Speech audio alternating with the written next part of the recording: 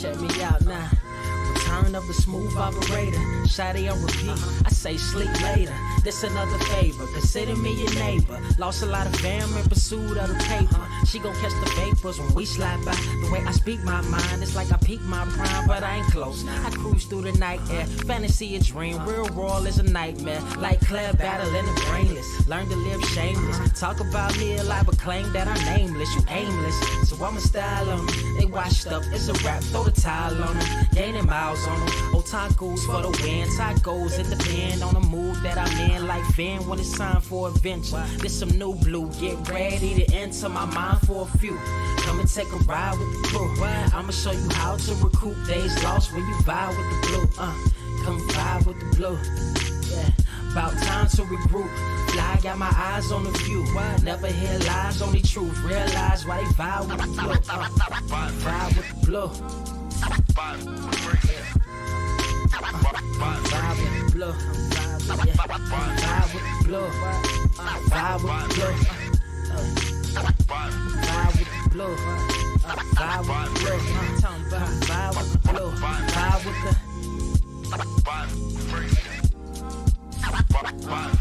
vibe with the sky. Wait, you know the rest. I'm blessed. I see you frontin' like you ain't impressed, but I still get requests. I'm playing Zelda on the GameCube. I quit spamming my music. Don't ever try forcing the links. That's a high rule. The wind waker, Mother Nature on my side too, controlling the elements. Go and check my avatar. I'm arrows ahead. Get the point. Moving forward. The battle scars accumulated over time are reminders of what I went through as a minor, but made me a grinder. The trees broke down for this loose leaf. If life's a game of death, I'm Bruce Lee. Ooh wee. Lose sleep on the regular, trying to get this word out. Then I crash nebula. Wish I had a very odd parent, maybe two, but it's cool. Everybody pays dues. Now it's time to make moves. Granny didn't raise me to lose. Think I'm in the mood for a cruise. Wanna ride? Come and vibe with the blue. Come vibe with the blue. Come vibe with the blue. Come vibe with the blue. Come vibe with the. Check this out, y'all. I'm back spazzing like the elderly worth of my cousin Beverly. Never swear away from the truth. Just ask Heather, be weather, be tripping, starting to control like our destiny. Always give you the best of me until the death of me. My weaponry is a paintbrush. Hush, don't tell my secret. They get a hold of it. If you leak it, get it? It's cool. Got you covered though, look. But let me get back to that cool-ish, loose-ish. Why they still lying? They don't do this. Bad at board games, whole world clueless. Selling they soul for Roof Chris. Who's this honored fella? Need a sliced extra mozzarella. Crew fly, leg guy propellers. Humanity born like they don't trust fun. Why you dodge the teller? You don't know, but my odds are better. Life's a gamble, depending on who holding the cards. You can start living at large or it's bon voyage. Charge it to the game. Me and you ain't the same. I'm thinking bigger pictures. Why you still shrinking the frame? Ever blink in the rain?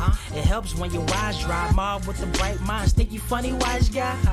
Midnight marauder with a new tribe. Tired of the fake. Come and vibe with the blue sky. Come vibe with the blue sky. Why do you try? We get them high. Take them high. What I do? Come vibe with the blue. Yeah. Come vibe with the blue. Ask what up? Vibe with the.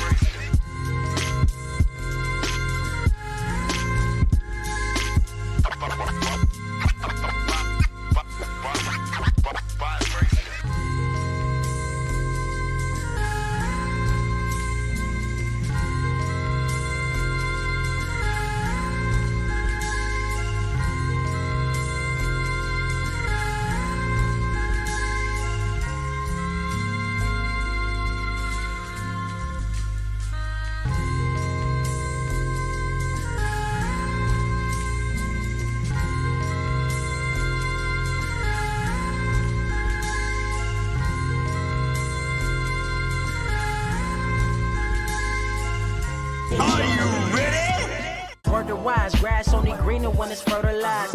Gave them truth in these songs, they prefer to lies. Destiny beautiful, adrift in her purple lies. You can't see me, you Stevie, wondering how I reach more evolutions than Evie and make it look easy. Dream on, yeah. Dream on. on, Dreamweaver.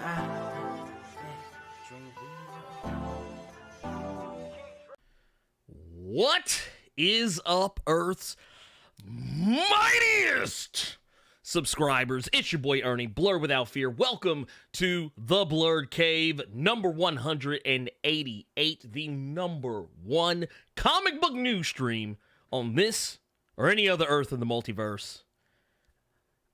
Which, by the way, in case you guys didn't know, we're on Spotify. We're on Apple Music.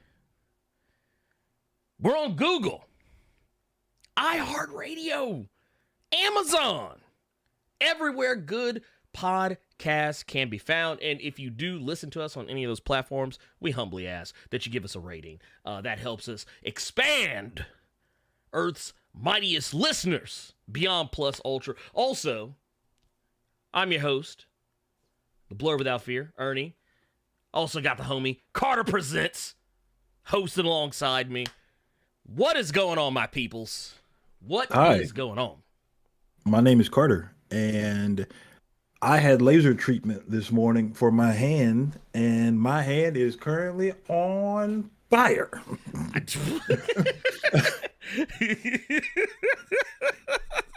Look like Sagat just been hitting you with just them repeated tigers. Let me tell you. So the doctor who did my laser treatment this morning was not the normal doctor I have. This is an old white man. I knew shit was going to go downhill because he had to correct me on 2 separate occasions of when I referred to him as sir. Not because he was transitioning and went under a different pronoun, but because motherfuckers in California don't like to be reminded that they're old. So he says, well, he wants to know what tattoo I'm getting lasered off, and he goes through his whole spiel. He's like, you want something to kind of chill it out? Nah, you don't need it. You're a big guy. First of all, we ain't fat shaming. It's too early in the fucking morning. That's number one. Don't say I'm a big guy. I can handle it. But then he goes in his freezer and he hands me a stick. A little stick, had like a roller on the end of it. It says to rest that on my hand. Because apparently, putting a little ice cube on your hand is supposed to prepare you for this optic blast that is about to light your fucking hand up. It didn't help, y'all. It didn't help one goddamn bit. That shit hit you like it was a sentinel on his front lawn. Dog. He put the sentinel down, it spawned another one. Then he put that sentinel down, then it spawned another one. Because this doctor, there's a certain amount of like laser potency and radiation. Also, I appreciate the Marvel Snap reference. Mm-hmm. There's a certain limit they're supposed to put you at when they start lighting your hand up so you don't turn into Radioactive Man from The Simpsons. This motherfucker sees this kind of big built black dude and just turns that goddamn nozzle up. He's like, oh no, I got to get you. Just lights my hand up, and it's taking all the willpower in me to grab my leg and not just squaring his shit. And then he goes one step further and says, all right, we're almost done. Turns that motherfucker up again. And instead of tracing over it like my hand was a goddamn Greg Land drawing, he just starts hitting hot spot. Pop, pop, pop, pop, pop. He's like, nah, I got to get you. And then said, all right, so you ready for the other tattoo on your hand? I said, nah, we good, bro. I said, we good, big time. You had your fill of this black man today. But now I have to go back in February and we can do this whole thing over again. What I'm trying to do, I will say shout out to Homeboy Industries. That's who I get my laser treatments by. I'm trying to get as many of these done as possible in Los Angeles. Because in Los Angeles, it's free. And as soon as I bring my ass back home, I already know I'm going to have to come out of pocket. But shout out to my roommate's boyfriend. Shout out to Colt, because he has a bunch of tattoos. He just said, fuck the middleman, and bought his own laser. That shit been in the house for weeks. I didn't even know that's what it was. I thought it was just a big-ass Bluetooth speaker. But no, he been lasering his own shit off and on. So I might have to go the ghetto route. This man. Just to not have to make the trip. If I could just do it, pop myself one good time, come back in here, play Gears of War or something. You know what I'm saying? But yeah, my hand is this. You remember when you get your ass whooped from your mom? Yes. And you saw nothing. But it wasn't until you went to school the next morning or you woke up and went to the bathroom that you saw where you got lit up. Mm-hmm. That's where my hand is right now, because I didn't see anything until I got in the house under my lighting. My hand, the welts and just puffy and swollenness of my hand right now. This is a different nigga's hand. See, look, this is why whatever tattoos I get, they just gonna be on me. So yes, the first Carter story of the year. There you go. You got it. Y'all got it. There you go. You know, let's get, you know what, since this is also the first Blerd Cave of the year, let's also address these first super chats of the year. Let's see, we got the homie Go Conjure his baby's father with $5 says Warner Brothers. Hold, let me bring this back. We got there we go. Oop, let's get rid of that. Yeah, get that out of there. So Warner Brothers say stay too much longer on. They're gonna be beating Chris Steffen's record. So Carter, help me out with this. I don't understand what Warner Brothers and Superhead have to do with each other. I don't understand how the two correlate. I don't know either, and I'm scared to ask. And then he got the crying laugh. He got the crying laughing emoji with the super chat. But you the only motherfucker that's laughing, because I don't get it. I'm confused. He don't get it. What does Superhead have to do with Warner Brothers? Is she at Warner Brothers right now? Because if Michael Keaton was getting topped off during Batman Beyond, I'm finna be heated. Look, it's gonna be like that RDC World video. It's like, oh yeah, man, you like green? All right, you can be Green Lantern. Also, man, you know what we got, Carter? This is the first of the new year. Got our first 1999 super chat. We got our first 1999 super chat of the year from Gabriel the Dark Knight. Says, happy Saturday, Ernie and Carter. Blessed to all Blerd Coens. Working today, so I'll watch the show tomorrow morning. Just showing support. We appreciate you, pimp. Thank you for that. Don't bring your ass back in here if you're gonna keep doing that shit. I don't want your kind around these parts, you 1999ers. All right, you gonna start some shit. You're gonna be like last week. So we got another one here. This is Jamal Simmons with the 36 months. Says, happy 2023 Blerd and Carter. Hey, we appreciate you, pimp. With the fist up, let's go. Whew. And also see, man, you know what? Everybody's there. Just y'all are just great. And yes, I see. I saw Christopher here. BB here says, love your show. Please keep doing X-Men videos. I'll keep tuning in. What's going on with the New Mutants? I'm not gonna lie to you, not a lot. They just switched writers. And while I have enjoyed it, there wasn't really a whole lot to talk about. They've just been kind of messing with the human. Let me give a shout out to Hideo Noshi for referencing one of my favorite animes. So, Carter, was this phrase going through your head during your laser treatment? This hand of mine is burning red. Its loud roar tells me to grasp victory. I'm not going to do that last part because I always scream it when I say it. But shout out to G Gundam. But I'm going to tell you, that was not what was going through my fucking head when that laser was lighting my hand up. Do you remember the episode of G Gundam when that little kid tried to steal the Gundam, and when the black suit tried to come over him, he couldn't hang? That black okay, so just so you know, Ernie, in G Gundam, you have to get enveloped in like this black shit to be able to go inside the Gundam to control it. This young motherfucker tried to steal the gun. And when he went up the cockpit to get the suit over him, that shit almost crushed him. That was one of the funniest shits I've ever seen. You can't hang, big dog. Like you thought you was gonna be out here stealing guns, didn't you, big time? You couldn't even put on a suit. Oh, nah, dog. This motherfucker. Let's see. Yes, my voice is back. Thank you. Yeah, that's what I felt like. I felt like the young dude trying to get that suit put on him. This hand is in excruciating pain right now, bro. I bet it is. Well, I'll tell you what. You know what else is in excruciating pain? All these motherfuckers salty that Sins of Sinister is getting compared to Age of Apocalypse. They'll be all right. Yeah, they're gonna be all right. They're gonna have to. They ain't got no choice but to be. Look, this thing. I've actually seen this come up quite a few times. So for those, if somehow you've been out of the loop, you don't know what all the frack has been going on. Yeah. What you need to know is that Sins of Sinister is coming up very soon. I believe January the 25th.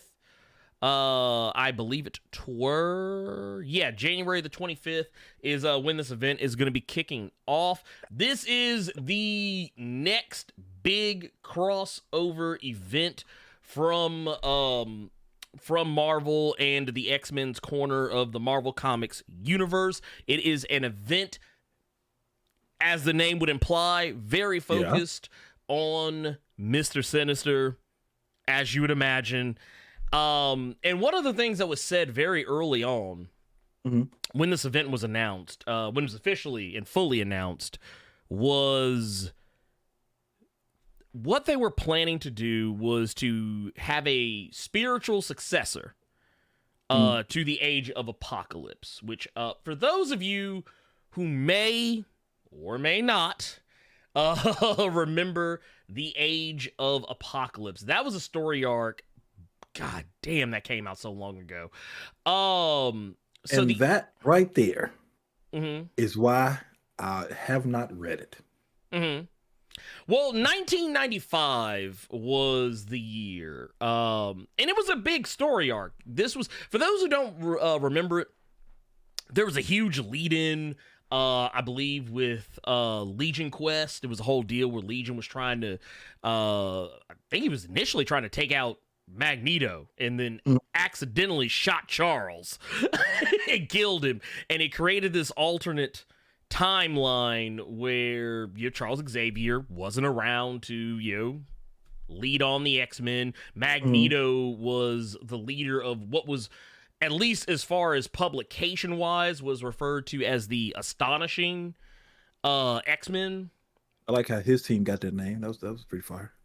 I mean, it was a good book. It was actually a good book. The team was, the team was wild. That was a wild ass squad of X-Men's.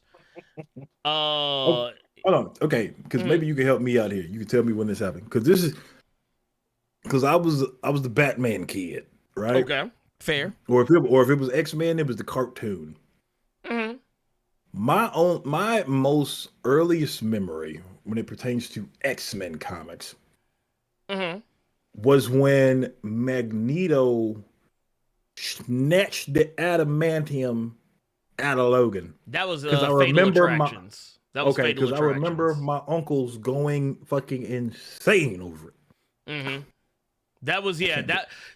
So that was, I think, was that later? That was that was actually, I think it might have been a little bit before. Yeah, it was 93. Okay. Fatal Attractions was 1993. Gotcha. So, but yeah, the Age of Apocalypse, because it was, what was it? It was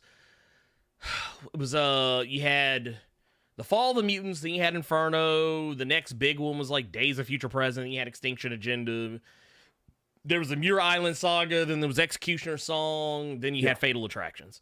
And I only know this off the top of my head because I have a list of all this shit in front of me. Just being honest.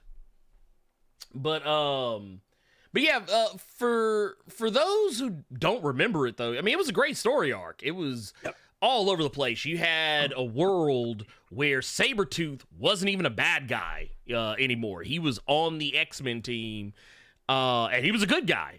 This was, years before Axis. You had the character Morph, who, for the most part, was kind of a non-entity in Marvel Comics, but more people knew Morph from the cartoon than they did the comics, and this version of Morph had the same powers, but was still very different. That was when Storm, you remember when Storm was rocking the Halle Berry? She had the Halle Berry cut back then. But yeah, it was cool. I do remember that. It was cool. And we also had Sunfire, who was literally on fire. It was a great comic. But the whole point of it was that, they had to undo everything. They had to undo the mess. Magneto was married to Rogue in Age of Apocalypse? Yes. He was married to Rogue. He was. Gambit wasn't even a part of the X-Men. It was Gambit and the Externals. That was the comic. And yeah, Generation Next. And I think Factor X. Cyclops was working for Apocalypse. See, and I was going to bring something up. Yeah. So Gambit didn't become a Horseman until way later. Mm-hmm. Got you. So, how long has Eric Lensher been knocking off Anna Paquin, bro? How long has Magneto been drilling Rogue, dog? I mean, here's the thing. So, the way all of that was, kind of laid out, all the timelines were so wildly different that so many characters just weren't in the same place that you were accustomed to seeing them. Because, case in point, like I said earlier, Cyclops, who literally only had one eye, which I believe I remember correctly was taken by Wolverine, and Wolverine only had one hand, which if I remember correctly was shot off by Cyclops. So if anybody wants to remember that. But yeah, if I I'm gonna pull some of this up actually, just to kind of show you just how wild and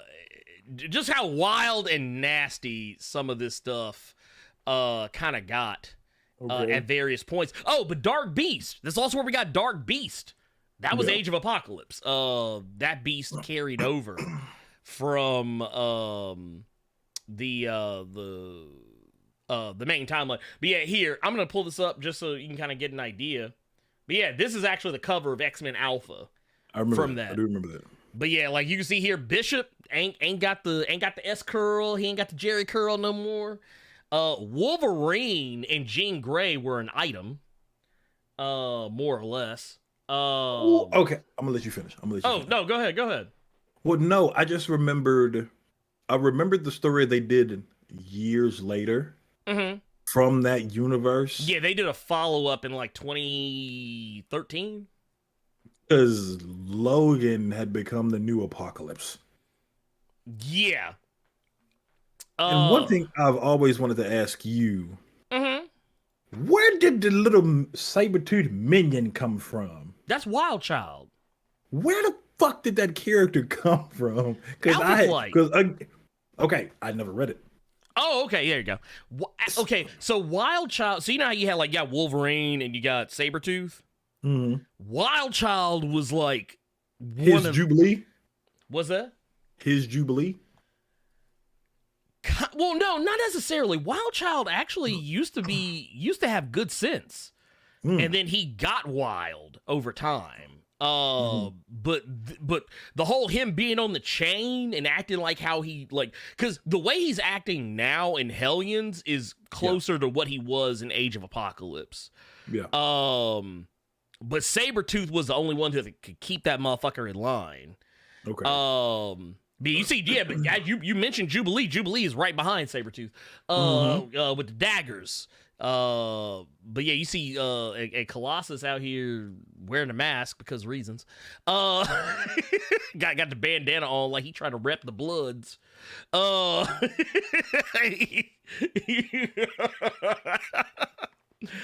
no, the whole you can't call him. You know you can't call him Colossus, right? Why not? It's Colossus. Oh. This motherfucker. This motherfucker. It's Colossus, man. It's Blossus? Okay. Well, he keep messing around. He gonna mess around and be dead losses because he lying to the wrong woman. He lying to Domino. He gonna mess around and catch it. He don't know. He don't know he doing it. So he got to take an ass whooping and don't even know why he got to take that ass whooping. Well, the thing is, I think he knows. He just can't do anything. He can't do anything about it. He's been trying to tell folks. He just can't do nothing. Every time the Chronicler try and make that dude tell somebody, the Chronicler get his ass whipped. I am so happy that plot thread is coming back, dude. But Yeah. real quick. Go ahead. You brought up Dark Beast. We said this off stream when we were talking earlier, but I want to say this now. I want to say this now because I think it's the great analogy. It's a great one-to-one of this. For all you people that have issues with the current iteration of Hank McCoy right now, if you're someone that was a fan of Breaking Bad and you watched every episode, you were there before it went on Netflix and you binged it, your ass was on AMC every Sunday, couldn't wait for the newest episode to see what kind of shit Walter White was going to get into, but you have a problem with what Hank McCoy doing, take several seats. Take several seats. Take several seats like the butt fields. Put them goddamn chairs on top of each other like you pulling them apart to buy the good one at Dollar General. Put all them chairs on top of each other and just take seats. Well, I think the problem is people are conflating identities. The reason I think a lot of people get tight about Beast is because, and it's the same thing that happens every time. I know so many people who, when they talk about the X-Men, when they talk about X-Men knowledge, that the knowledge they talk about doesn't come from the comics. It comes from the old 90s cartoon. Like, they're not thinking about actual Hank McCoy. They thinking about this motherfucker. They thinking about Beast that sat up in a jail cell for like almost a whole season, reading Shakespeare and shit, just being lovable and affable. They ain't thinking about the grimy motherfucker that's been around for I don't know how long. Here's the thing. Like, it's the same thing, like, whenever I talk, like, so, remember when Captain Marvel was coming out? I used to see all those memes about how, like, folks would be like, oh, well, no, wait till Rogue show up, and like, and they would show, like, Captain Marvel, they'd show, like, Carol Danvers in the coma. That would tell me what you know about comics. Because that was only in the cartoon. Like, Carol Danvers being in a coma for like 20 years or whatever, 10, 15 years, whatever, that was only in the cartoon. In the comics, she was hanging out at the X-Mansion like the next week. But no, like, I think a lot of times when they try to project a personality on some of these characters or their preferred personality in these characters, a lot of time they're thinking about the cartoon. They're not actually thinking about the comics. Whether it's kind of like case in point, Charles Xavier. A lot of people, when they think about Charles Xavier, they don't think about the comics. Patrick Stewart. Yeah, they think about that's Patrick Stewart. They thinking about look. They ain't thinking about they ain't thinking about the they ain't thinking about that motherfucker either. They thinking about Patrick Stewart every fucking time. And I get it. I'm not mad at him for it. But the thing is, yeah, a lot of times I think we conflate these things.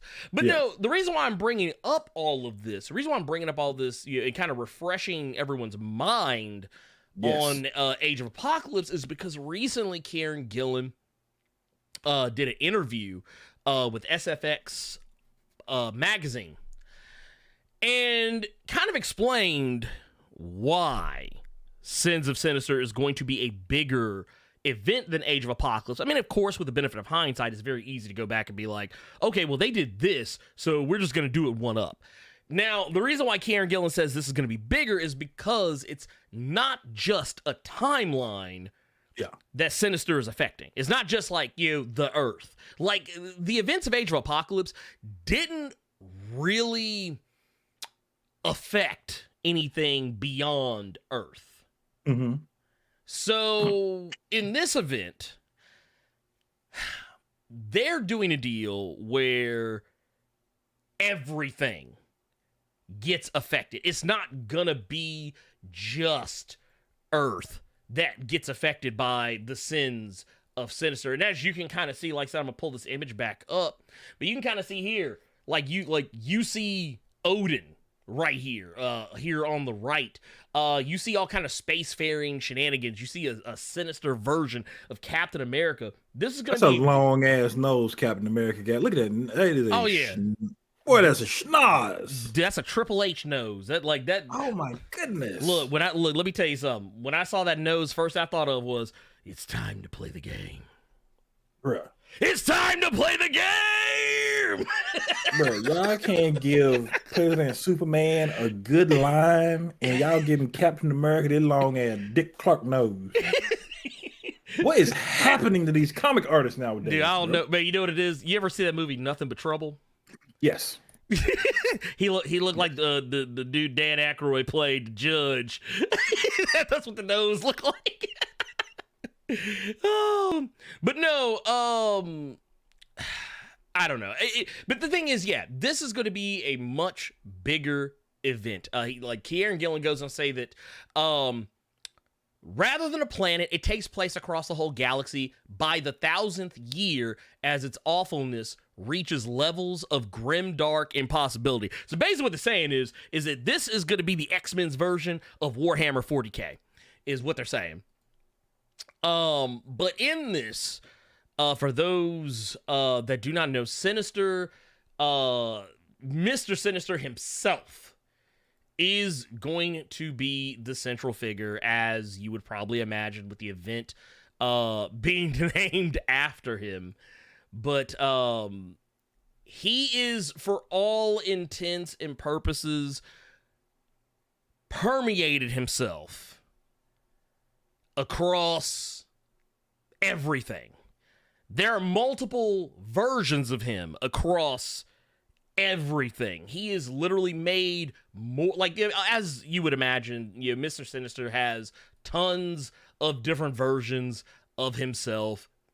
That's not really shocking or a surprise in any way, shape, form, or fashion. I mean, the guy, literally, his whole gimmick is genetics and cloning. But the thing is, I think there's a point where we see I forget which comic it's actually going to take place in, but there is going to be a series where half the point of it is that Sinister's been making more versions of himself that I think taking Nightcrawler and making all kinds of random and sundry different versions of Nightcrawler that kind of span, the Marvel Comics universe. And there's also the issues with the way the X-Men are viewed in this universe. I believe there's one of the comics I believe we talked about before, Carter, was the immoral X-Men. Mm-hmm. Because in this universe, the X-Men have won. They've beaten their enemies. They are now, they're the end-all be-all now. Like, this is like, which I guess is kind of why we're leading into the fall of X, is because the Sins of Sinister is going to see the X-Men propped up to a position where they are no longer, I mean, they're probably still hated, and they're probably even still feared, but they're not behind the 8 ball the way they have been in the past, where anti-mutant organizations are constantly gunning for them. In this case, it's going to be the mutants who are in charge. It's almost kind of like a throwback to House of M, if anyone remembers House of M. How in that, and I'm talking about before Wanda fucked off all the mutants. but like in that universe, mutants were loved and respected, and to be a mutant was something special. Mm-hmm. To the point Spider-Man was lying about being a mutant. so that he could keep his deals. But yeah, I don't know. Like, what do you think about this, Carter? Once again, you said you never really fucked with Age of Apocalypse. Just back in in the the past. in the sense of I wasn't really just reading them. Okay, Just because I didn't really have. If I wanted to go get a comic book, I couldn't have told you the first place to go get one. Mm-hmm. If it wasn't, and you'll probably get a kick out of this one. If it wasn't at Mega Market, Oh yeah. if it wasn't at the grocery store, then I didn't know where the fuck to grab a comic. And even then, I don't give a fuck. I don't want to read fucking Archie. So I was just comicless for quite a long time until elementary schools and shit like that started doing those book fairs, and then they started selling them. I'm for this just because I mean it's different. It's different in the sense, and plus the one takeaway from all of this, from all the current X-Men stuff, the one person that just has a wave of fans now because of the writers that have taken that character and turned it into something just outrageous. Kieran Gillen being chief among them. Was Mr. Sinister. Yeah. How many times did you do a video? How many times did we come on here and laugh our ass off just because Sinister is acting a damn fool? Well, I mean, think about it. Every time Kieran Gillen gets his hands on an X book, one of the first things he does is pull Mr. Sinister to the forefront.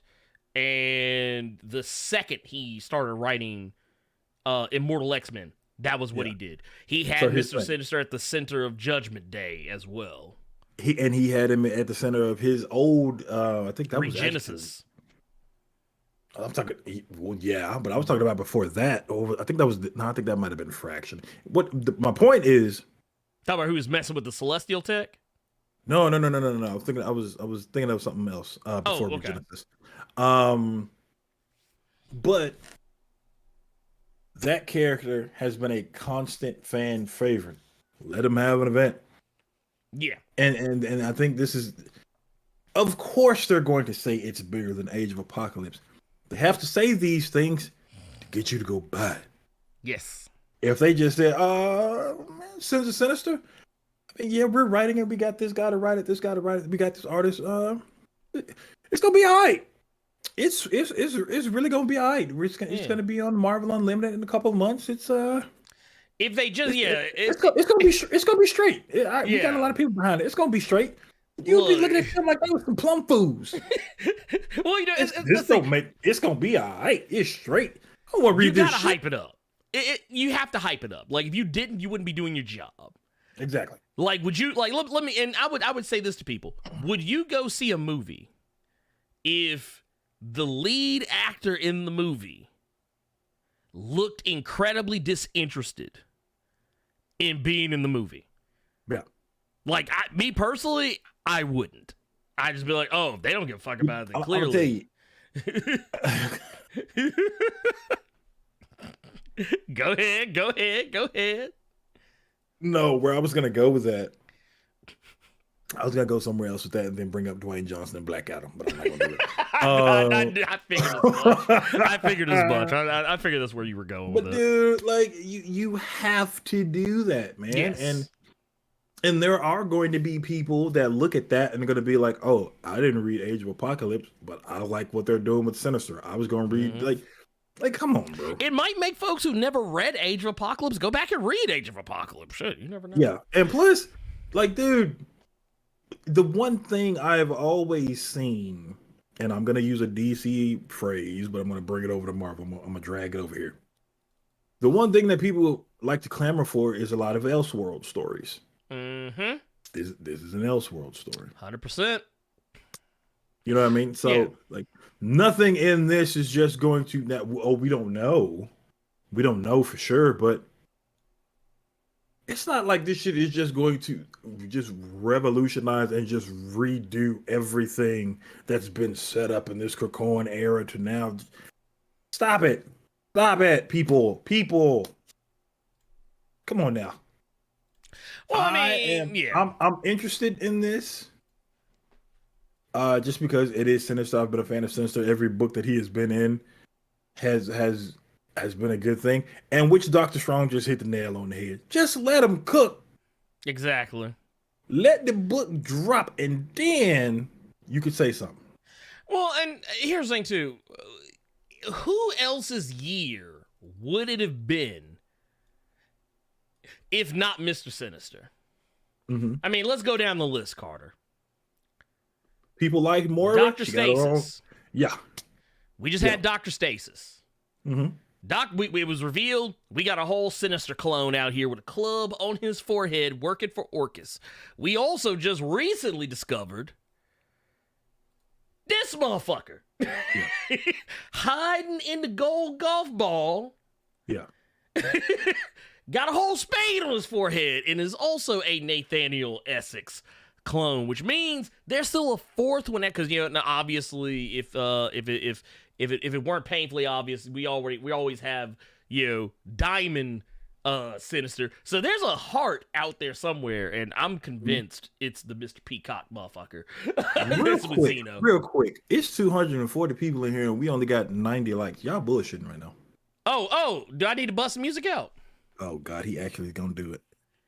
Well, new year, new Blerd. Okay, we bringing it back. I'm gonna need them likes to go up like. Yeah, I'm gonna need them likes expeditiously. Yes, and I'm not saying expeditiously just because I read it and that's my new word for the day, like T.I. did. I actually use that word quite often. I'm gonna need y'all to bring them likes up expeditiously. All right, Joe Clark. I thought maybe you might have just recently watched Lean on Me. but yeah, dude. Just let's come on now, come on, y'all. Oh yeah, and real quick, while we got a moment here, while we wait for these likes to come up, we got us a $20 super chat for the homie Nick D. Says, I remember the end of Age of Apocalypse. Generation Next left me kind of shook. I had all those AOA comics hanging on my bedroom wall when I was a kid. The mess up part is I don't even remember what happened at the end of Generation Next. But man, I will say this: that was a nasty looking book. Yeah. And I don't mean like it was bad art. I mean, what I'm saying is like that book, the art style of it was really grimy. Mm-hmm. Like it was made like when you read it, it just looked like the nastiest, dirtiest, most just like if you lived in that universe, if you lived in the universe of Generation Next, you would never want to touch anything. Here, let's see. I'm going back because I know we might. Okay, no, we're good. Okay, but yeah, that's my whole thing. It's like you all are acting like you don't know that they have to say these things to sell a book. A lot of people said that when Hickman's Secret Wars came out, they said it. What's that? Oh no! Someone, Jesse Smith. He reminded me what happened at the end of Generation Next. I actually forgot about. Yeah. Colossus betrayed the team to save Ilyana, which I mean, to be fair, is very in character for him. But he was no less sad about it. But no, carry on. But no, I was just saying, like Hickman's Secret Wars. They said this was going to blow the original Secret Wars out of the water. Mm-hmm. Did it do that? So a lot of people would say it did. A lot of people would say it wouldn't. But at the end of the day, you didn't lose hair over it. You still had the OG Secret Wars you could go read. Death of the Family was supposed to redo every single solitary thing you know about Batman. Did it do? Did you lose your mind when the shit came out? Come on, y'all. You still could. This is not. You can still go back and read the original Death in the Family. You can still go back and read it. It doesn't change anything. Yeah, but it's just like, come on. If this year, on this show here, this live stream, this podcast, while my hand is seriously burning right now, I need y'all to be smarter. Know when and I know that is hard for me to ask of you all because that is a very difficult thing to do. That's why I'm finna delete my Twitter account because a lot of these X-Men, just a lot of X-Men fans in general, you all make me fucking sick. But be smarter this year. Know when someone is just trying to sell something and you shouldn't be losing sleep over it. Please, all I ask of you, just be smarter. This is comic books. Yes. And well, I mean, here's another here's another thing I will also point out.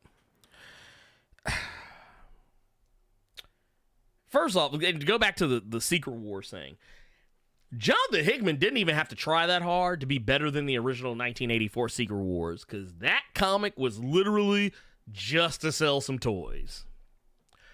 Secret Wars, 1984's Marvel Superheroes Secret Wars is not the deepest comic. It is the most surface level comic you will ever read. It has some cool stuff that happens in it, but it's basically just a series of things that happens. It's not as sophisticated of a story as Secret Wars, so that's not even that hard of a feat. Now, if you tried to tell me that Marvel was going to try and redo the Dark Phoenix saga, like they were going to like do a update to the Dark Phoenix saga, I'd be like, okay, I'd have a little bit of pause. If they say, yeah, this is going to be better than the original Dark Phoenix, I would smirk and go, okay, nice try. But I mean, yeah, you got to do that. And if it does turn out to be better, then all the better. I mean, that's kind of the thing. You want these things. Like, honestly, if you're trying to do an event that's supposed to be a spiritual successor to Age of Apocalypse and you didn't try to make it better than Age of Apocalypse, It makes what are you no doing? sense, though. Well, and here's the thing. That's the other thing. Your wife would look at you crazy as fuck if you were still the same Ernie she met way back when. Yeah, oh no, 100%. If you couldn't grow and get smarter, get better with the times going on, you would look like a new fool.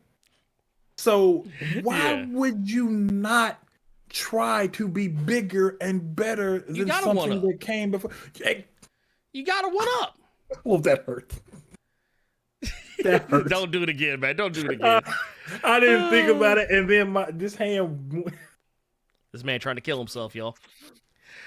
I mean, here's the yes, dude. Yeah. That's you don't. We can go on to the next point, to the next thing we need to talk about, because that's it. That's it. That's it. I literally have nothing else to add to it other than, like they said in the chat. Let Kieran Gillen cook. This is the other thing I'm gonna say too.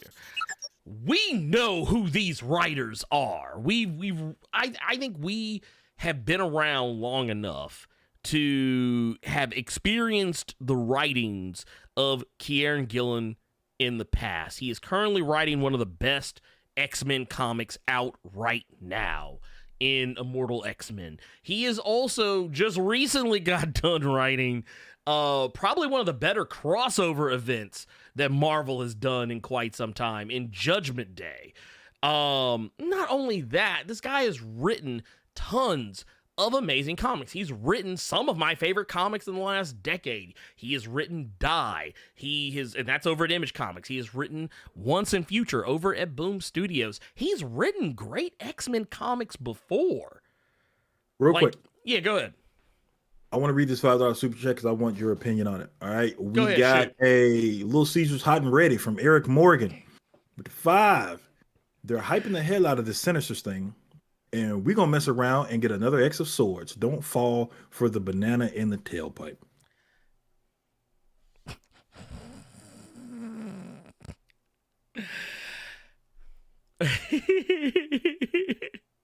I mean, okay, look. Ten of Swords, I got hyped for Ten of Swords because I was like, dude, this sounds like it's going to be something really amazing. And here's the thing. I don't even want to compare this to Ten of Swords because Ten of Swords promised a lot of things and didn't deliver on them. Like, case in point, to be brutally honest, the way that Marvel pitched Ten of Swords, that was their fault. How'd they pitch it? They pitched it as this was going to be... Okay, the way a lot of people took it was, this is going to be the tournament arc.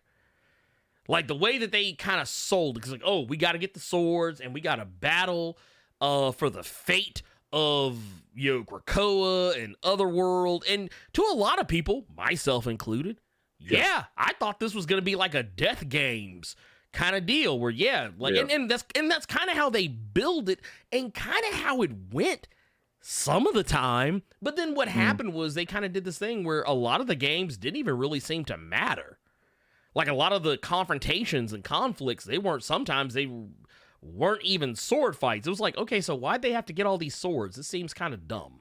Like, we spent all this time getting these swords. Well, why couldn't we just skip the swords and just go straight to just what they ended up doing? Like, that was kind of my beef with Ten of Swords, because, like, it built up to something and then was just like, well, this is not what I thought this was going to be. And that's fine. That's fine. It wasn't. Yes. But I recognize that Ten of Swords, and not just because of the hype that I had built up in my head, it is probably, of anything that has come out in this Krakoan era, it's my least favorite thing. But I don't hate it. I just don't think that it's the top 5 dead or alive. And here's the thing. Yeah. You don't feel that way? Or you will take it back. You don't feel that it was just blowing the roof off. It's not in your top of the X story. But here's the thing with everything that you just said. That y'all asses won't do, that he just did. He wait till it came out and he read it. Yes. I usually can't believe it. He waited until he heard the hype. He said, all right, let me see. He read it. All right. Finished it. Yeah, this ain't it. Yeah. It wasn't a bitch or a whine, damn near not a moan, until the product itself came out and he was able to absorb it. Any of you all crying right now before you even got paper in your hand, shut the fuck up. Shut up. I mean, and that's the other thing too, like, and I think I even said this when it came out. I was like, yeah, it's not my favorite thing. Yeah, it's not my favorite thing. And honestly, of the stuff that has happened thus far, of the major story arcs that have come out in the this House of X era, the one thing I don't own is Ten of Swords. Like, if I go over here, I've got... Depending on how cheap it is, I'd buy it for you out of spite. I mean, that's fair. I have the House of X hardcover.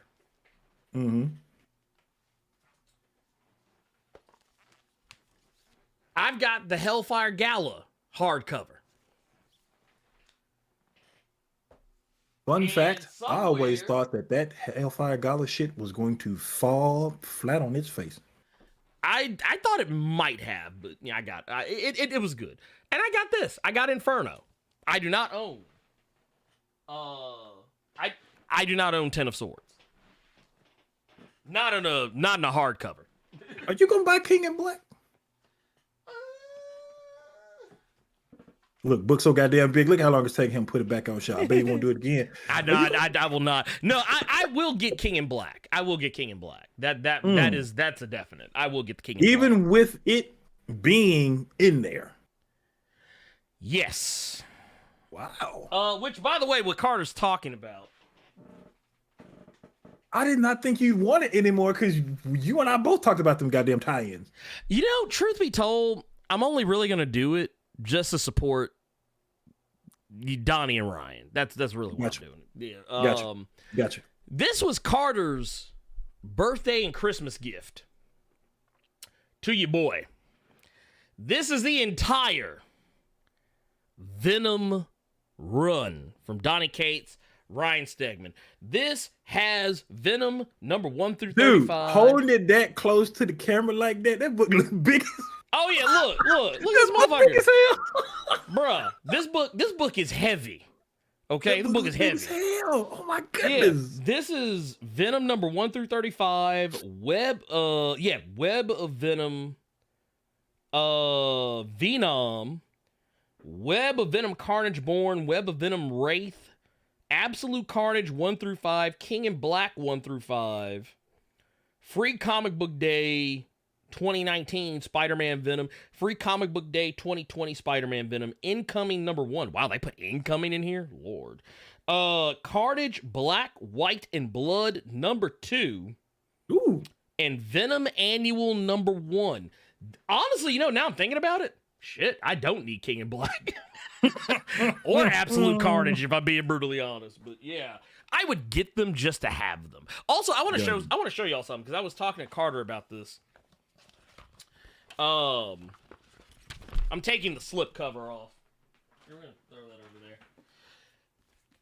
Look at this lit ass fucking cover they got underneath the slip cover, with the Grendel on the back, and then look at that, it wraps all the way around. Look at that. That, like, honestly, I don't even want the original cover, the slip cover on there no more. This gonna be this right here, the cover now. Yeah. Rubio Sarcho said that book is the Venom Bible. This the Old and the New Testament in one book. Y'all hear that thud? That was a thud. That was the book. But no, it's my thing is, yeah, I'm willing to wait and render judgment. Because how many times, Carter, have I said, I know I say this a lot of times, especially if y'all follow the your Blerd Club members or Earth's Mightiest patrons, you've probably heard me say tons of times that there's a book that I'm talking about on the top 5 comics of the week. Yeah. And I think I say it more often than not. This was a book that wasn't on my radar, or this was a book that I honestly thought I wasn't going to like. And then I usually wind up liking it. Because you don't know. I mean, yeah, sometimes we can judge a book by its cover, but I don't think it's a wise decision to make a habit of it. We got another... Oh, go ahead. Hitty, you said they should have had Eddie falling in the background of that cover. Dude, they'd had... Okay, first off, they would have had Eddie falling for like... Dude, I swear that motherfucker fell for like... You would have put the slip cover away somewhere. Oh, yeah. And it would have just had that book at an angle where you could just see him falling all the time. Oh, my God. That is actually my... Like, if there's any one criticism... Like, I know a lot of people have criticisms of King in Black. My one and only criticism is Eddie falling for 3.5 issues.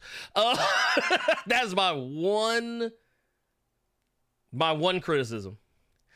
But yeah, Chi-Town Dan, the Nice King with $10 super chat, says Gillen is battling 1,000, or says Gillen is batting 1,000 right now. So I'm gonna give Sins of Sinister a chance. Also, get them likes up, or Ernie is gonna hit Val Venus theme music on the loop, and he is not lying. I do have it pulled up, y'all.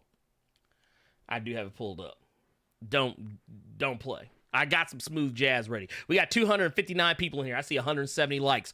That is odd to me. Come on, we need to get him up. Let's get him up. Let's get him up. I want to see him go up. Like I said, you ain't even got to say nothing. If you're like lurking in the chat, that is fine. But make sure you hit that like button on your, and then you can go back to lurking. That's fine. That's I'm fine with that. Let's see here. I'm going back and looking, making sure we haven't missed anything. We are golden, pony boy. All right, let's move on to our next topic. And that is going to be the DC Studios issues that have been going on lately. So, Carter... How long has James Gunn been head of DC Studio, or co-head of DC Studios now? It's been what? Not even a month? 15, 20 minutes. Yeah, it ain't been long. Let's put it like that. James Gunn, who recently became co-head of DC Studios and the newly minted DC Universe. No longer the DCEU. The DCEU is dead. Now all that exists is the DC Universe, and James Gunn co-heading it with Peter Safran. And yeah, we've talked about previously all the things that kind of got dropped or may have been dropped, and how James Gunn kind of confirmed and denied some things. He's confirmed others. He's kind of swept others under the rug. He's even gone as far as say some of the things that he can't confirm or deny. Even he and Peter Safran haven't decided whether or not they're true or false yet. So, like, a lot of people are making mountains out of molehills of things that the two people who are in charge have not even thought about yet. And I think that's kind of the issue. And once again, I still stand firm in my belief that the future of DC's outside of comics media, I still feel it's in good hands. A lot of people are upset right now. There are a lot of people I've seen calling for James Gunn to be fired. Fire James Gunn. Oh, the missus. Thank you. Oh.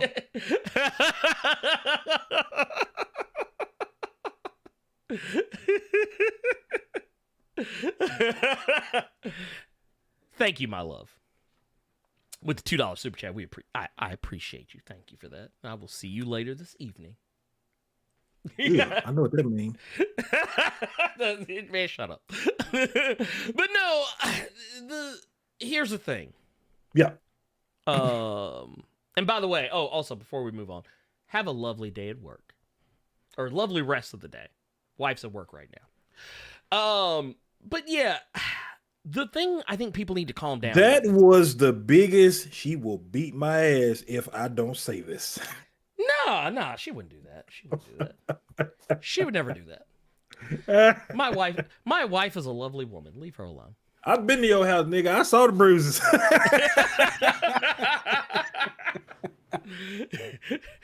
You came home that one night without that strawberry frosted, nigga. You got worked. I saw it.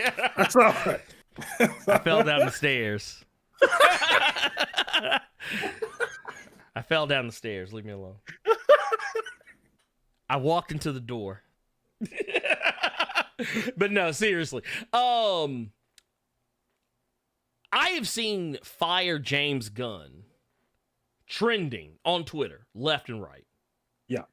And here's the thing. Mm-hmm. It's all people who are mostly just mad about the Henry Cavill deal, how he's not going to use Henry Cavill for his Superman, his upcoming Superman movie. And while I think there are other people who could give a shit less about, his thoughts towards Wonder Woman or how that's going to be handled going forward, everyone just kind of has their own opinion about how good or bad of a job James Gunn is doing. But there's a very loud vocal minority, and I do honestly believe it's a vocal minority, because all people who are complaining that Zack Snyder's not in charge. So that is definitely a vocal minority, and probably about 25,000 bots. But the deal is, I say the same thing that I said towards Kieran Gillen's Sins of Sinister.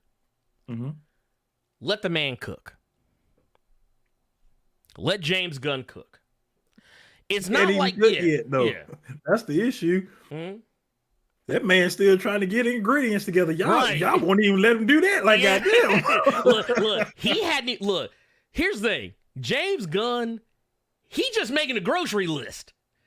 He's at the grocery list phase. He ain't even in the store to buy the groceries yet. He is still trying to figure out if he want regular pepper or crack pepper. And y'all bugging the hell out of him. Look, you know what phase he's in? You know what phase he's in, Carter? That motherfucker doing like other folks do. He on his phone right now, looking up recipes. That's what he's doing right now. He is on his phone right now, right this second, looking up, well, what recipe should I cook today? That's what he's trying to figure out. He ain't even turned the pot of water on. No, nothing. Let that man cook. Everyone thinks they know what he's doing, and no one knows. Not one oven been preheated. No, dude, he hadn't even warmed the car up to go to the stove yet. Let that motherfucker cook. Oh my goodness. Oh, what is wrong with y'all? And what makes it worse, and this always makes it worse to me. You and I talk about things, we discuss things. It's the fact that people let this affect them just personally to their cores, pulling their hair out about millions of dollars that's never going to touch their hands. If anything, they're contributing to the millions and millions of dollars. And you're physically, emotionally, mentally letting this affect you. Right. Which is outrageous to me. Well, and once again, it's people like, okay, I know I'm about to say some shit that's going to make me sound really hypocritical. Oh. We do a show that you are watching right now every week, every Saturday. Yeah. At 1 p.m. Eastern, 10 a.m. Pacific, every week. Yeah. On Saturday, where we talk about shit like this. About the rumors, the news, the leaks. And I know somebody's going to come and say, because of what I'm about to say, and I just want to go ahead and head them off at the pass. We are not the same. Yes, we talk about the news. We talk about the rumors. We talk about the leaks. We talk about what could or could not be true. But here's the thing. At no point do either myself or Carter ever try and tell y'all we know.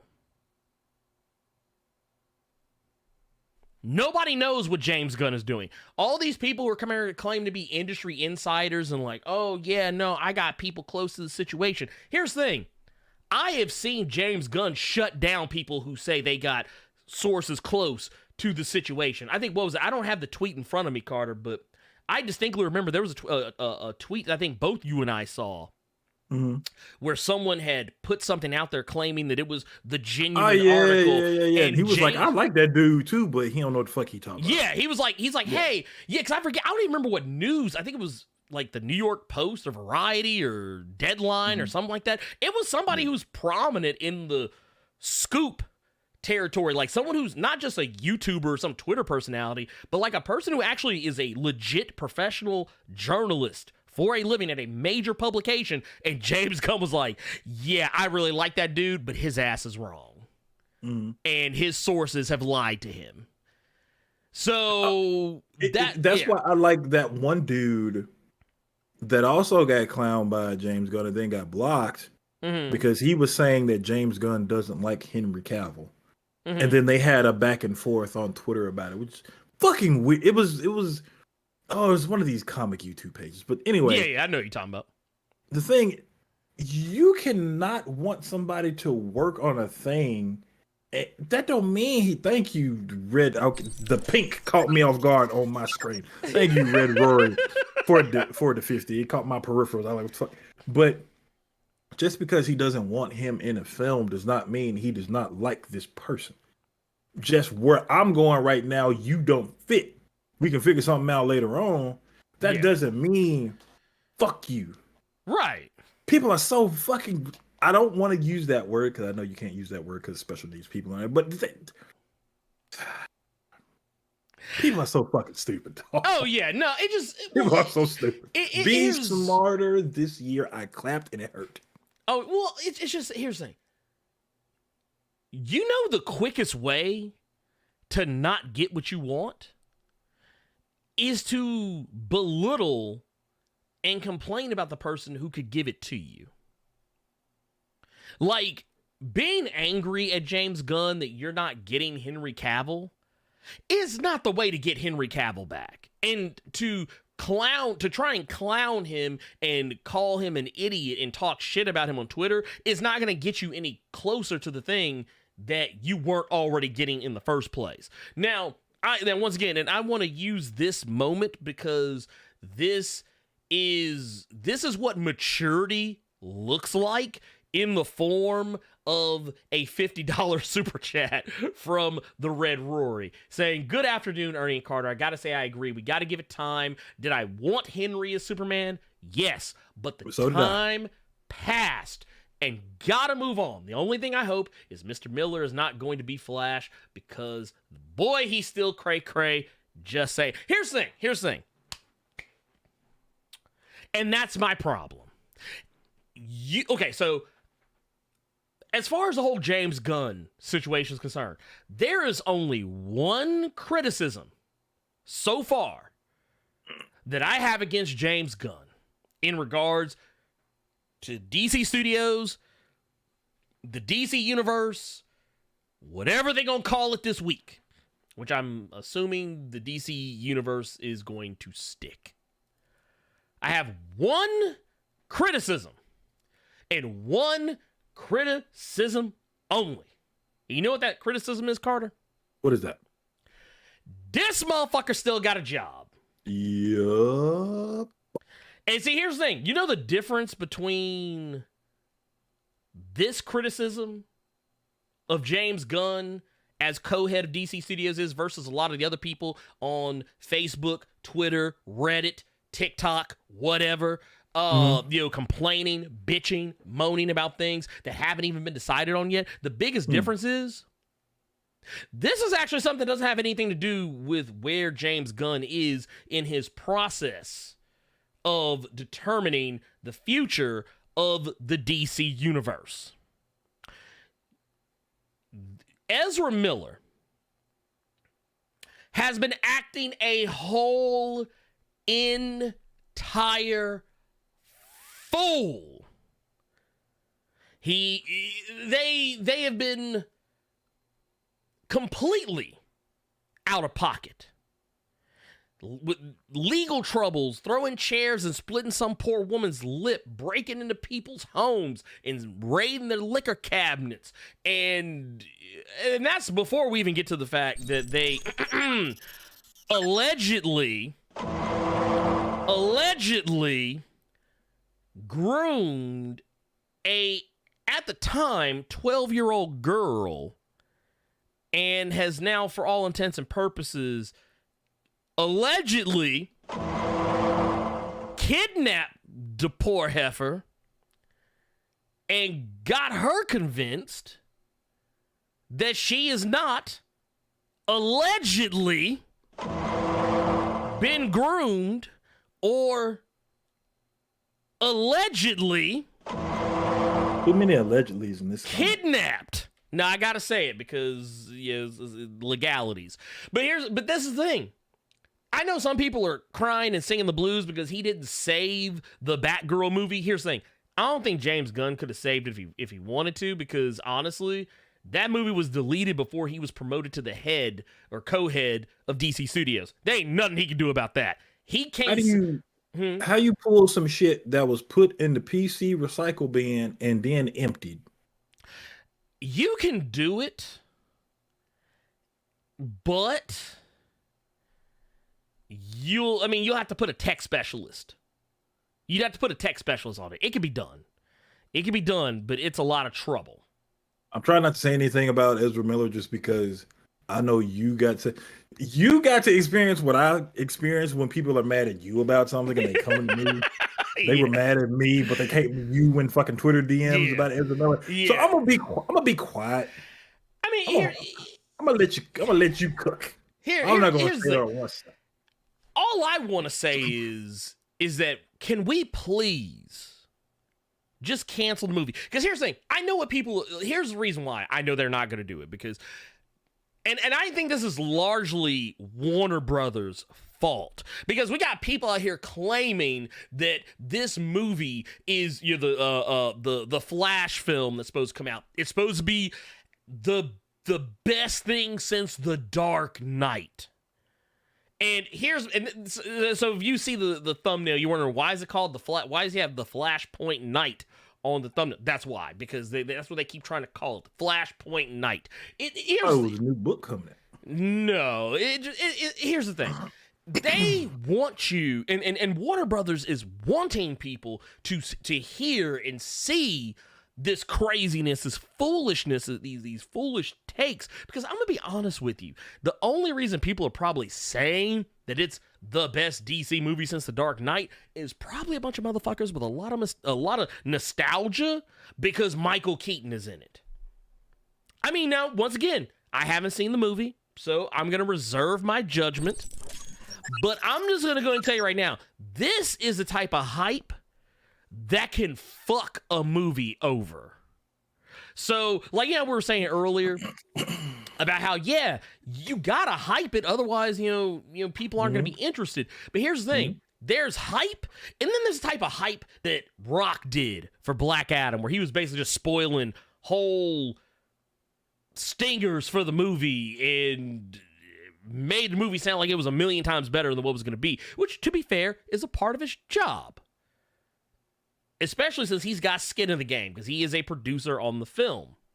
But the thing is, there's a point where you're lying to people. Like, there's telling too much information, and then there's flat out lying. And honestly, I feel like in regards to the whole comments about, oh, this is the best film since The Dark Knight, stop. Here's the thing. And this is why that movie's going to come out. It's going to get promoted. Mm-hmm. You're going to see Ezra. You're probably going to see him at several events on some kind of apology tour. What's the name of that director? That's pederast. Oh, you're talking about Bryan Singer? Before him. Oh my God. Is it? I feel like it starts with a P or something, or maybe I'm wrong. You're right. Oh God, I don't think about the motherfucker. Is why is the Roman Polanski. Roman Polanski. Yeah, Roman Polanski. Yes. Right. Yes. This is somebody that is known. He's a known pedo. Known. Like, there's no allegedly. I'm not even hitting the allegedly on this. Yeah. Dude's a pedophile. Yeah, this is well known. And he's still putting movies out. Mm-hmm. He left the U.S. to do it, but he's still getting he's still getting names in his films knowing this. Yes. So with that being the case. Also, I want to point out something. Yeah, movies that ain't even really hitting on nothing. Let me just be, I'm gonna be real with y'all.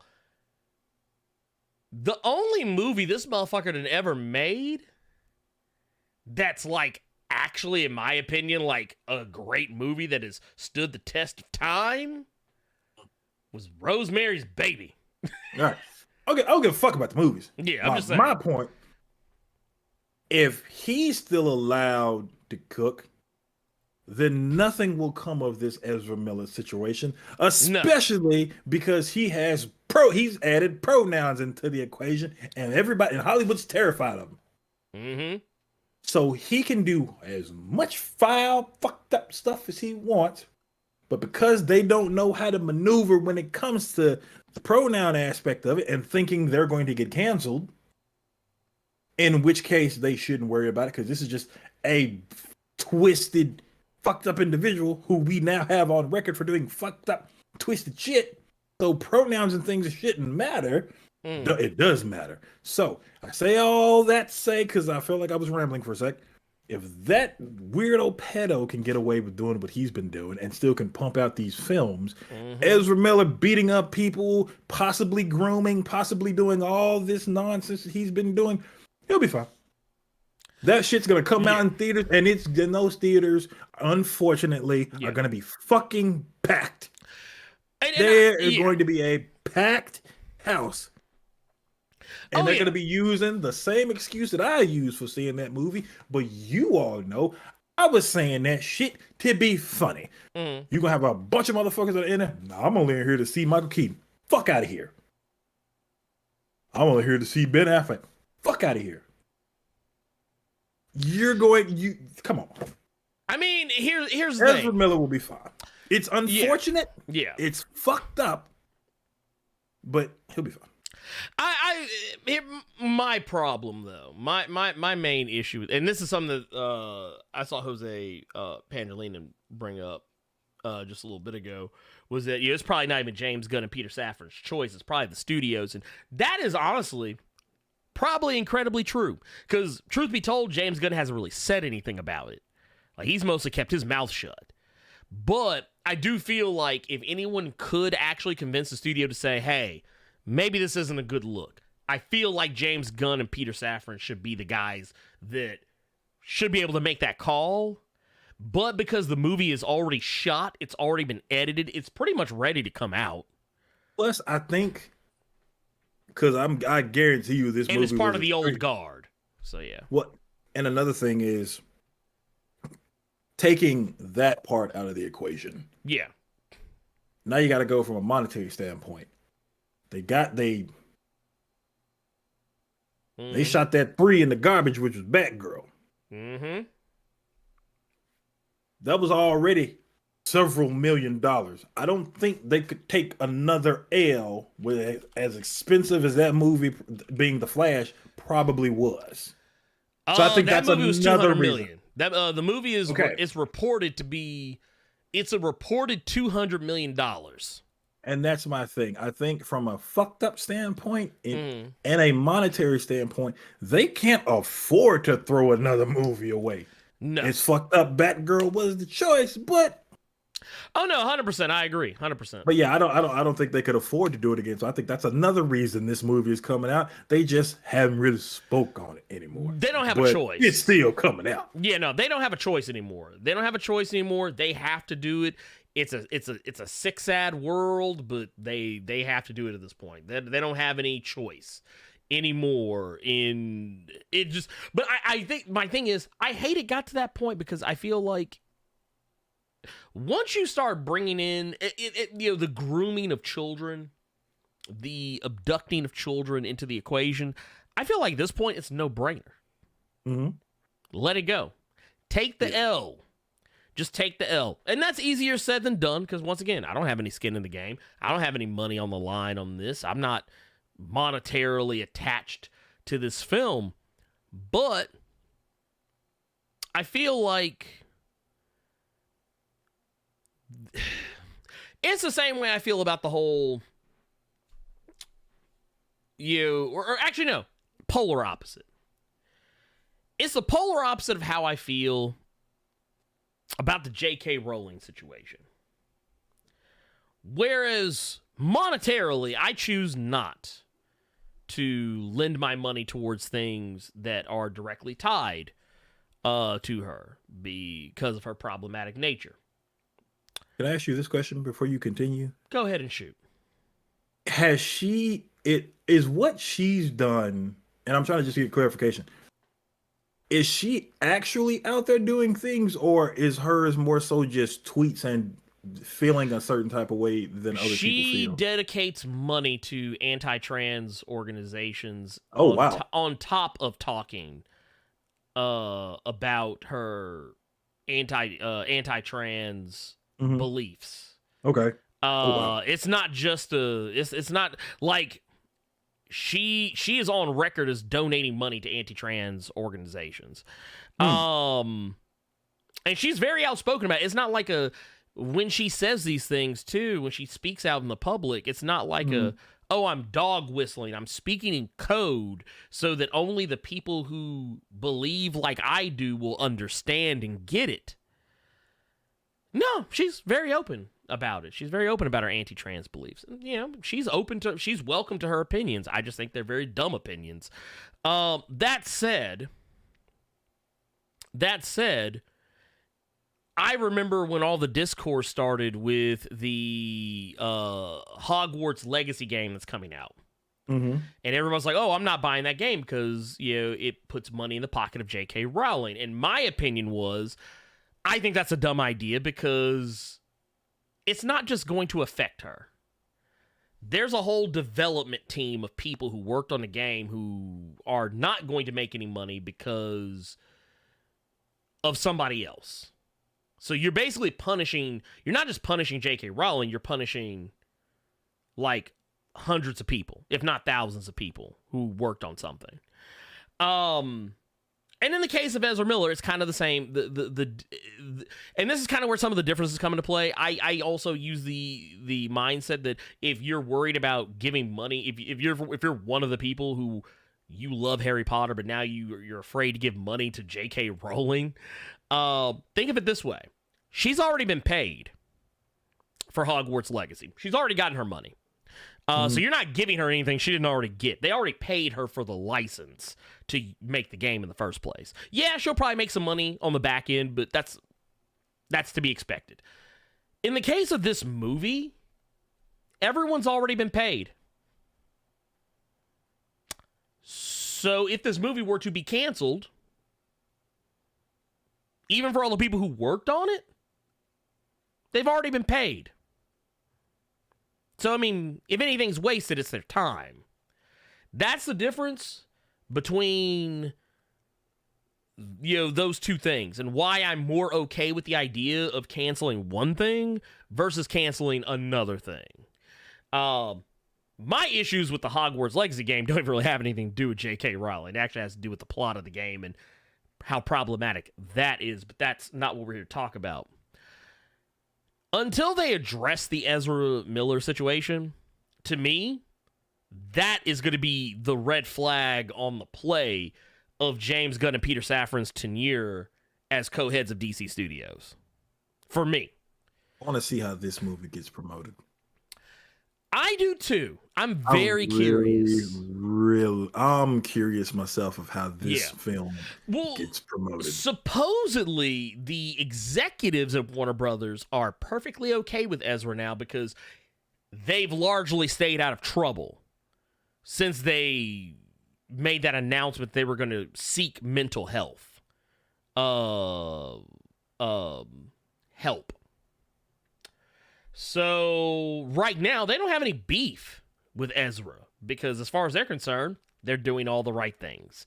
Whether or not they have Ezra involved with promotion of the movie, that is what I'm curious for.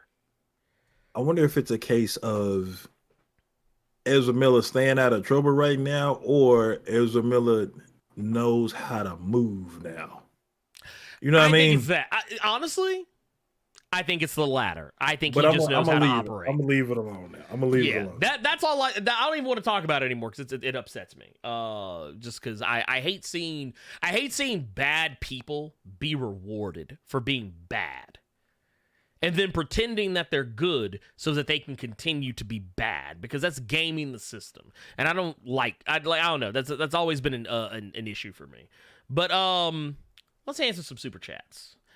We got one here from the Elite X1 with the $5. Says, as I stated before, my only DCU recast concern is Viola Davis. She was too perfect as Amanda Waller, regardless of the films she's appeared in. I'm sick of Amanda Waller, bro. Sick of Amanda Waller, bro. Why? What'd she do to you? And I'm trying to separate my hatred of CCH Pounder on the cartoon from Viola Davis' portrayal. But CCH Pounder was great. I couldn't. That's the point. You're not supposed to like Amanda Waller. Yeah, but what I said would have got me canceled. But so I had to catch myself. But oh my god. But yeah, I do not like that character, and because DC has no constant, and they were trying so hard to follow Marvel. They needed their Nick Fury. We need a colored person. Stat. We got Viola Davis for it, and I feel like I'm getting sick of seeing her. It's overexposure to me. Yeah. Even though she may not have been in some of the other DC things I have seen or voiced the character, I'm just tired. I need to see somebody else other than Viola Davis. Lord Jesus. I mean, to be fair, yeah, she has been in a lot of things. Here's the thing. A lot of people don't even realize how much shit she's been in. Outside of just the animated stuff, she was in the Green Lantern movie played by Angela Bassett, which that was strange and unusual. I don't remember a lot that happened in that. Yep, that was the thing that happened. And I mean, yeah, she's been in a lot of other stuff too. Viola Davis is playing her. I mean, I'm perfectly fine with it. No, don't get it twisted, y'all. Mm-hmm. She can secure her bag. I'm not talking about. So okay, let me say it differently. I'm not sick of seeing Viola Davis. I'm sick of seeing Amanda Waller. Maybe that's better. Yeah, that's probably better. Maybe that's a way to clean it up. Okay. Yeah. I'm just tired of Amanda Waller. I want to see some other. He ain't mad at the Woman King. Yeah, I'm not. He ain't mad at the Woman King. He mad at the character. No, I have no problems with How to Get Away with Murder. I just want to see a different DC character. That's all I'm saying. That's fair.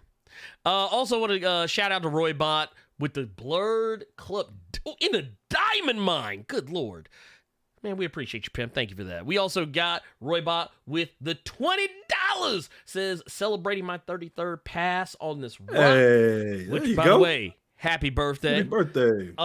Grateful to getting this news about Batman. Thank you, Blerd Koa, for being dope.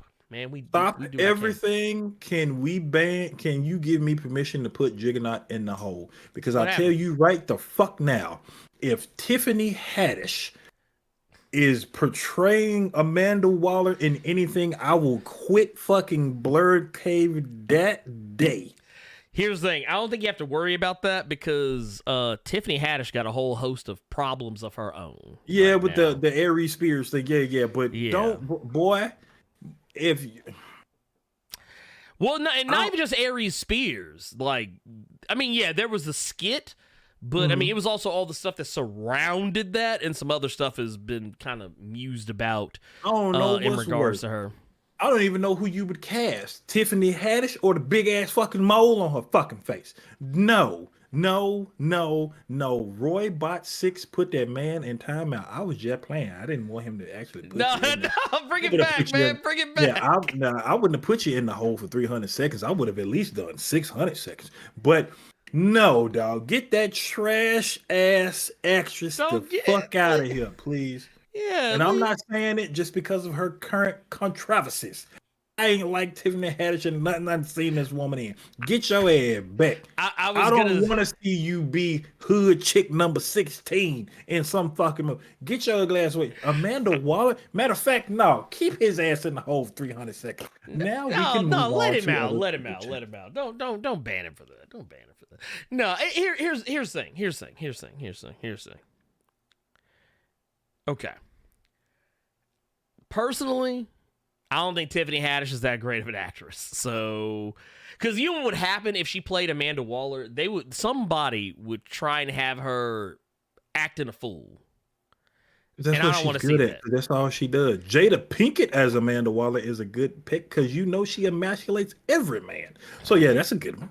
That's a good one. Do we have any more super chats we need to read? We do. We have one from Tubes, the one with the hot and ready says, Flash could have been a $200 million tax write-off instead of canceling all their animated projects. Warner Brothers is still in an old money mindset, and I hate it. That's true because they have... You know what it was they did? They nickeled and dimed getting rid of all their assets. Instead of just taking one big chunk, which would have been that Flash movie, they just nickeled and dimed everything. They canceled all, and I'm not just talking about their DC stuff. Warner Brothers canceled a lot of just general Warner Brothers animation shit. Like a lot of my favorite shows that they were doing at the time, like Close Enough, which you have from the creators of Regular Show, which I thought was a fantastic show and did not deserve to be canceled. I believe they also canceled. Did they cancel Craig of the Creek? I think they canceled Craig of the Creek, which was a fantastic show.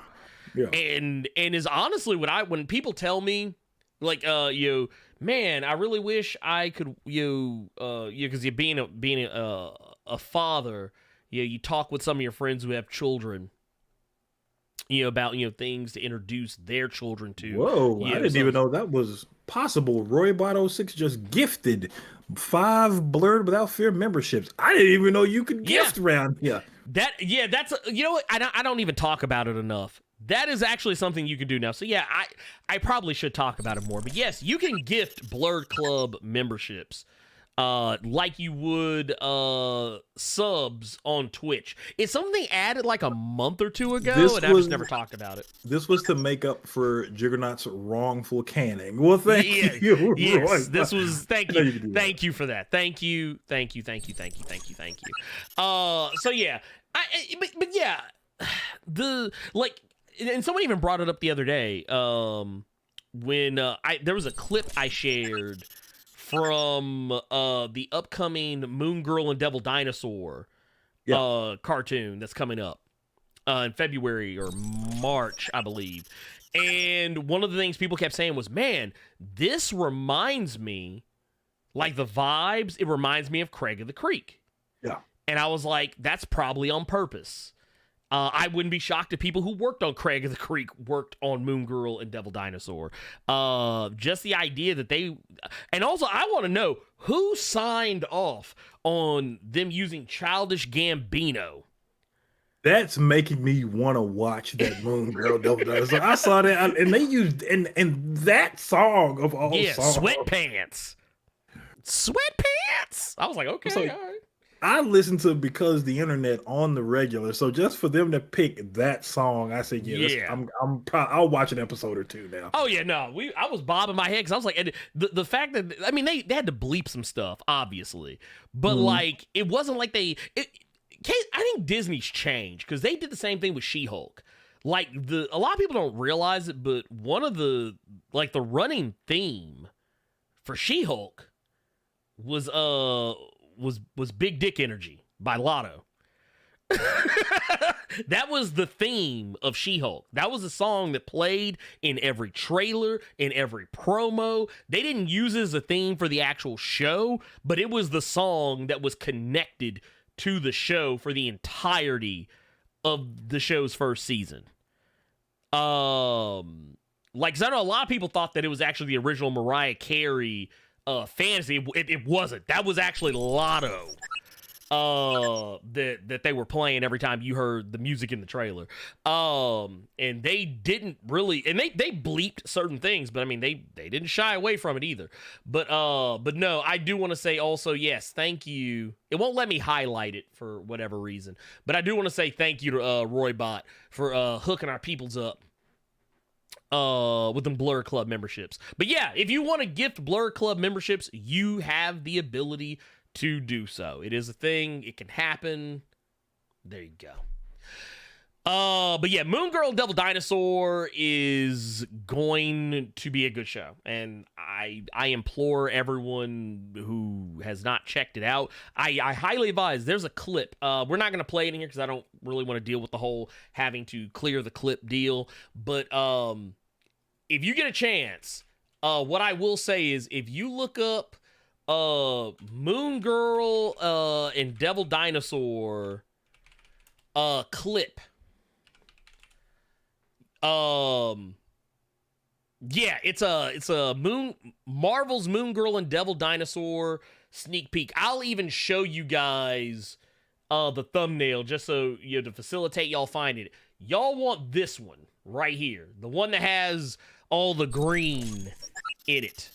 There's also this one. This is also kind of the same thing. Actually, it is the same thing. It's the same clip. You can do this one too. One where you can see the grandma looking at her and Moon Girl holding up the can of paprika.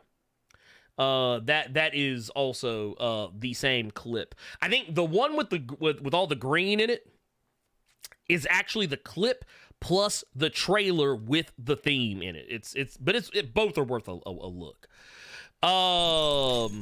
Roybot is out here gifting both memberships. He just gifted up memberships. Hey, I'm not mad at him. I am not mad at him. Look, Gokhan sure is baby's father. This is that. For those who don't know, I think I mentioned it earlier, but RDC World, they put out a skit that pretty much said everything that we've been talking about. And that's what Gokhan sure his baby's father's preference. He said they toxic, but if everybody go away. Actually, I'm not gonna play the clip. I'm not gonna play the video, but I do want to put up. I do want to pull this image up because that was showing what the fuck he said. He was like, they toxic, but I'm gonna use them, and that's how they looking at you. That's how they looking at you while they tell you they are about to use Ezra Choke-a-Bitch Miller. Regardless of what anybody else thinks. They're like, I'm going to use them. That's what they said. That's what they telling you. But yes, dude, Roybot, thank you again for those gifted memberships, my guy. Thank you for that. You ain't have to do it, but you did it anyway. Jason Davis, I also want to say thank you, Jason Davis, for that Blerd Club Gold. Thank you for that, pimp. Thank you. But yeah, no, that skit was fucking hilarious, dude. I was laughing the whole time because I laughed because everything that was said in that skit was true. Like when in that same skit, Carter, did you watch it? Yeah. The part where DC Animation tried to pipe up and he told the motherfucker, shut the fuck up. Y'all know what y'all doing. He's like, I thought they would at least try to bring up Mask of the Phantasm or something. dude, no, they was like, nah. You know why they didn't bring it up? Because don't nobody think about Mask of the Phantasm except us, the real fans.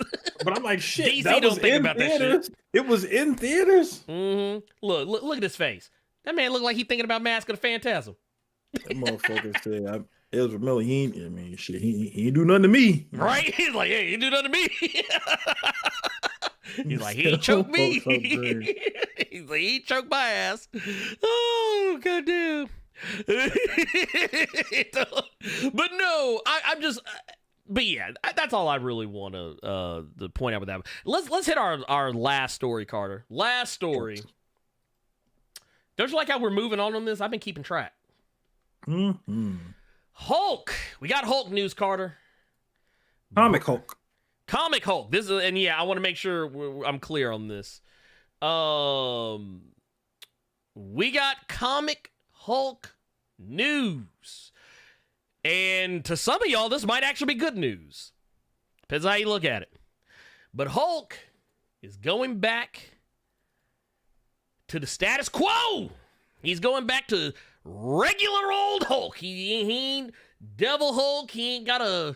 He ain't Starship Hulk. He going back to... Y'all complained, and guess what? Y'all got what y'all wanted. He going back to regular ass Hulk. I don't think we know who's on the creative team for this new Hulk series, but after Hulk number 14, that is going to be the end of the Starship Hulk era. So, for those of y'all that hated the idea of Starship Hulk, well, y'all ain't got to deal with it no more. It's going away.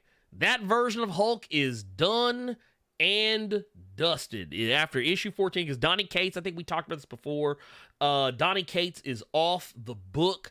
Ryan Otley is, I think that's going to be his last issue, is Hulk number 14, and then everything is going to be going back to, presumably, regular ass Hulk. And I don't even mean Immortal Hulk, just regular ass Hulk. So you got what you wanted, but you wished on a monkey's paw. Y'all wanted that Immortal Hulk back, and well, it's gone. See, this is why I always tell y'all, stop wishing on these damn monkey's paws, because it's always, because I know what y'all was thinking. Y'all would say, nah, I want Immortal Hulk back, and Marvel said, oh, y'all want regular Hulk? No, I said I want Immortal Hulk back. They said, no, that's right, Hulk. Y'all want Hulk back. And that's what happened. That's what happened. That's what y'all get. It's the same thing that happened to Carter when he said he wanted more Superior Spider-Man. He was holding that monkey's paw in his hand. They said, oh, you mean you just want more Peter Parker? Cool. oh, you want us to bring Otto Octavius back? Yeah, he back. Yeah, we brought him back. He back to be a Doc Ock again. Now, see, you would have had me better as you said, oh, Carter, you want that Superior Spider-Man back? We gonna give it to you. And a way worse run than what Dan Slott did. You would have had me. I mean, that is true. I couldn't have. Wait, who did that? Who did that run? That was Christos Gage.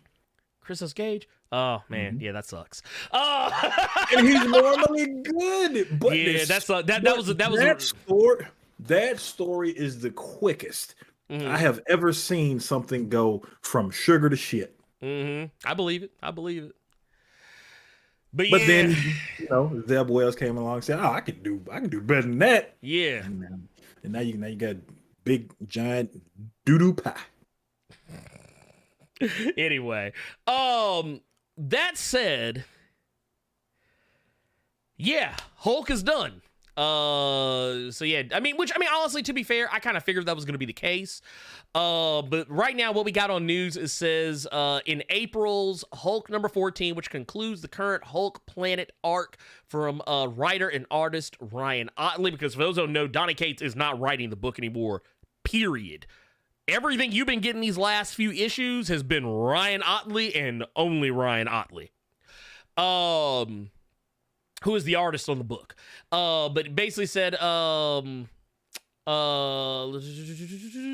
Hulk number 14, the story of Starship Hulk, in which Banner uses super science to pilot Hulk's body as something of a vehicle for his own unaltered consciousness, will come to its conclusion in the finale of Hulk Planet, which has brought Hulk to a world totally mutated by gamma radiation. It says, according to Marvel's announcement of Hulk number 14, this will bring the return of Titan, a newly evolved kaiju-sized form of the Hulk that has been nicknamed the Hulk's Hulk, as well as some surprise revelations and shocking twist that will smash open the way to what's next for the character. Carter, have you been reading any of the Hulk lately? Like this year? Yeah, I'm caught up on all of it. Okay. What are your thoughts on it? It was different. I was such a big fan of Immortal. Yeah. I didn't know how that could be topped, and it wasn't topped in the Donny Cates stuff in Ryan Ottley run. He didn't top it. He didn't. He kind of. But did you think it was bad? That's more the question, man. Like, that's what I was gonna. Yeah. Well, and no, but that was my thing. I was trying to figure out. I didn't want that to come off negative, saying that he didn't top Immortal Hulk, because that's a hard thing. That is a hard. It's a hard act to follow. So, but no, he didn't top Immortal. He went a different route, and it was fun to me. Yeah, it was fun Hulk. I never. Because I've seen, they've done Hulk several different ways. To see him basically as goddamn Gundam was hilarious to me. Oh yeah. Well, I mean, it was very Star Trek inspired. It was very Star Trek inspired version of what. Because and maybe I'm biased. Because I'm a huge fan of Star Trek, and yeah, I'm not. And seeing Banner in the Next Generation fit,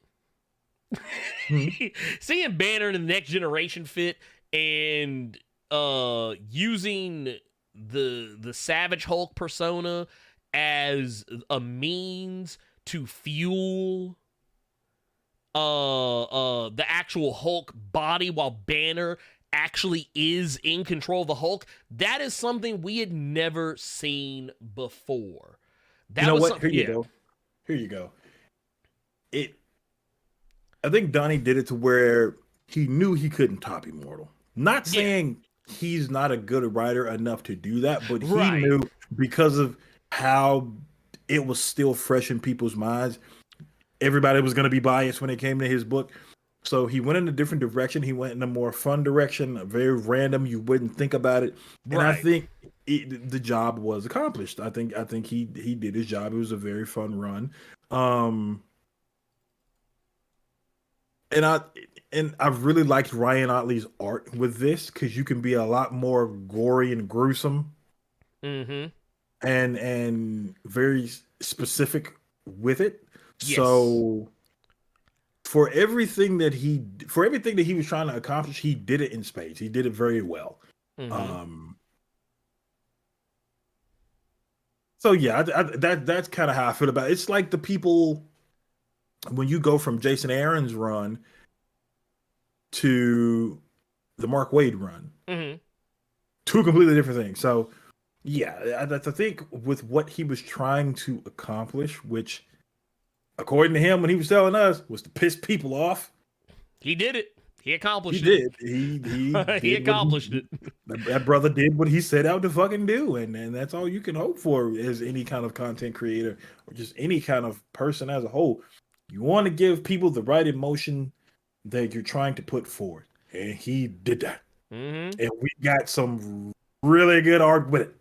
Yes. And we got a really good, cool, different premise with it. So yeah, I think that was a lot to say about that, but it was good. It was I really think a solid. lot of people just, and I saw someone in the chat say they just didn't know where it was going. And here's the thing, I think that was kind of the point. I think people were looking for something that was far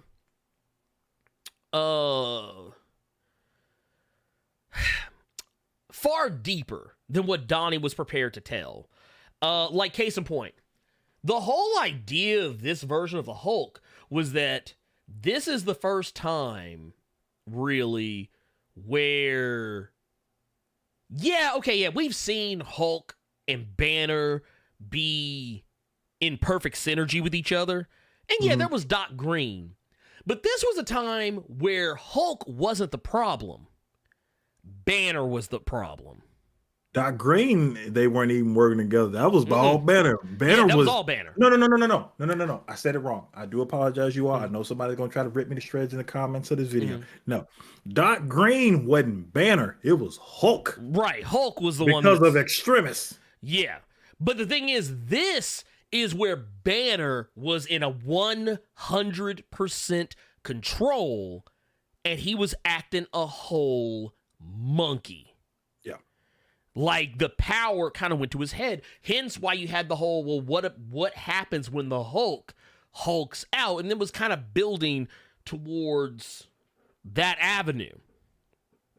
But the thing is, I felt that if people would have given it a fair chance, and I mean, that's a hard ask. It's a hard ask because Donny Cates was also kind of doing the thing that I've seen people criticize people like Ta-Nehisi Coates for being a slow burn writer, that like, oh man, you got to get about a good 10, 12 issues in for you really know where it's going. That's because Donny was kind of playing the long con, and then it didn't work out. And honestly, his stuff at Image has been working out pretty well for him as of late, from what I understand. So, and I'm referring to his series with Ryan Stegman called Vanish. So there's that, and he's also still got crossover that he's doing, and he's also got other. He's if I'm not mistaken, I think is he passing the. I think he just passed the reins on Thor as well, I believe. Yeah, I think someone else is writing. Someone else is writing Thor right now, but they're working off of Donnie's notes. You can tell, like a lot of the story that's going on run that, huh? And Ken Ham saying Jason Aaron's Hulk run was similar and also paying. Yes, because in that run, Banner was beating bricks off Hulk. Banner was a mad scientist creating goddamn gamma pigs and gamma monkeys and gorillas and shit because he was trying to get the same explosion to turn him into the Hulk again because Dr. Doom had separated him. Yeah. But he still had the strength. So when they squared up, Hulk got whooped. And people just read that like, why is Bruce a mad scientist? Why is he just free reign treating the Hulk like this is some kind of goddamn squash match? Where's Betty and all this? Why is she letting that yes, so like, we've seen Bruce versus Hulk before, but in this kind of way, this was cool. I thought it was cool. And I'll even say this. I'll say the same thing about Hulk that I said about Jason Aaron's Punisher. Let the man cook. Let him cook. Because right now, Punisher's lit. This is the best Punisher that's been in a while. So they're letting Jason Aaron cook. The problem is you like what's on your plate. Oh, and yeah. A lot of other people are saying it's burnt. Well, you know what it is? And I'll quote JWR from the Discord because it was in regards to something somebody said about Avatar in the Discord, talking about how the blue people Avatar, talking about how like somehow they're shocked that Avatar made over $1 billion or whatever, that is doing well in the box office, turn a profit, because all the people online claim that they don't give a fuck about Avatar or that they don't care, they don't have any interest in seeing it. But JWR pointed out that there's a lot of people out there that apparently really like Avatar and just don't talk about it. Or that sometimes we got to remember that just because we think something doesn't mean everybody thinks something. It's kind of the reason why I always say, like, when people got mad that I said Captain Marvel is a book that's still going. It is going because people are reading it and buying it. Same thing happened with Kamala Khan. Or you mean it's still going quality wise, or it's still going like the book is still getting printed? What do you mean? No, I think it's still going quality wise. You're saying it's still no. Okay, I mean, what I'm saying is, if it wasn't doing well, it would have been canceled. It's the same thing go with like Ms. Marvel. Remember when Ms. Marvel was coming out and people were trying to say, oh, book's terrible? Back when like it first came out, when G. Willow Wilson was on it. And people tried to claim the book was bad and that it was going to get canceled. The thing is, the book went for a while, and G. Willow Wilson stayed on it for a while. Yeah, but the thing is, I feel like there's something going on behind the scenes. I feel like Cates left the book not because he wasn't wanted, but because same reason he leaves Twitter, because of mental health reasons. People, are riding his nutsack one minute and then calling him the worst writer at Marvel the next. It's like in the same breath that people are like, oh man, dude, Venom, Thor, and then they turn right around and be like, yeah, man, fuck your Hulk. Yeah, it's like, and trying to run the dude off of social media. But the thing is, yeah, I enjoyed it. I still enjoy it. Will I enjoy what comes next? Don't know. I don't think we even have a creative team for who's coming in after for what comes after Hulk. I don't even know if I think from what I understand, this is getting relaunched. So it'll be either Incredible Hulk or I think what volume are we on right now? For the I think this was like volume 5 for just Hulk. Volume 5 or 6, whatever, but yeah, volume 5. So we're either gonna get a volume 6 of Hulk and they're gonna relaunch it with a new number 1, or we'll get like Incredible Hulk volume 4, or they'll just go back to old numbering, legacy numbering, whatever with Incredible Hulk. It's hard to say at this point. Let's see. But yeah, I don't know. I don't know what they're gonna do. I don't know what they're gonna do. So wait. Why is Amadeus Cho being brought up? Oh, the Warbreaker. They didn't know who. Well, no, they didn't know. Somebody asked if there was an Asian Hulk. Yeah, Amadeus Cho. Yeah, they're talking about Korean. And now there are a few people in the chat that did not like the totally awesome Hulk run. I liked Amadeus Cho. He was cool. I think he's still a Hulk, isn't he? He's still a Hulk. He doesn't go by Hulk anymore. No. I couldn't remember if that was one of the ones Doc Green snatched the gamma out of. If he did, he only did it temporarily. If he did, I don't remember it, but I've seen him recently. He is still a Hulk. He's still Hulk. Gotcha. Yeah, he doesn't go by Hulk anymore. I think. Well, I know for a while they tried to have him go, because remember all the legacy heroes, they tried to make him go by different names. So that's why, like, for a while they were workshopping the idea of changing Miles Morales' name. He goes by Brute now? That's it fucking was Brawn. worse. I thought it was Brawn. Why would Amadeus Cho be Brawn? He's genius. Yeah, don't make me don't. But no, Shadow Strider in the chat is saying that he goes by Brute now. Oh, it's Brute now? I thought it was okay. I thought it was Brawn. I could have sworn it was Brawn. I mean, maybe it is Brute now, but yeah. I know he's in the World Breaker stuff that's going on right now. Maybe that's where it is. But I know up for a while, he's been going by Brawn, but that's another. When he was in the Ages of Atlas, he was going by Brawn. So there you go. That said, yeah, legacy characters, they kind of there's ups and downs. There's ups and downs. But like I said, I liked Amadeus Cho. Was the individual comic always great? Had its ups and downs, like anything else. I liked him better in the Champions, personally, and I liked him better in Agents of Atlas, personally. But same thing goes for like characters like like Ironheart. I like Ironheart, even though there are people who don't. I like Nova, Sam Alexander. I like Sam Alexander as Nova. I think he's great.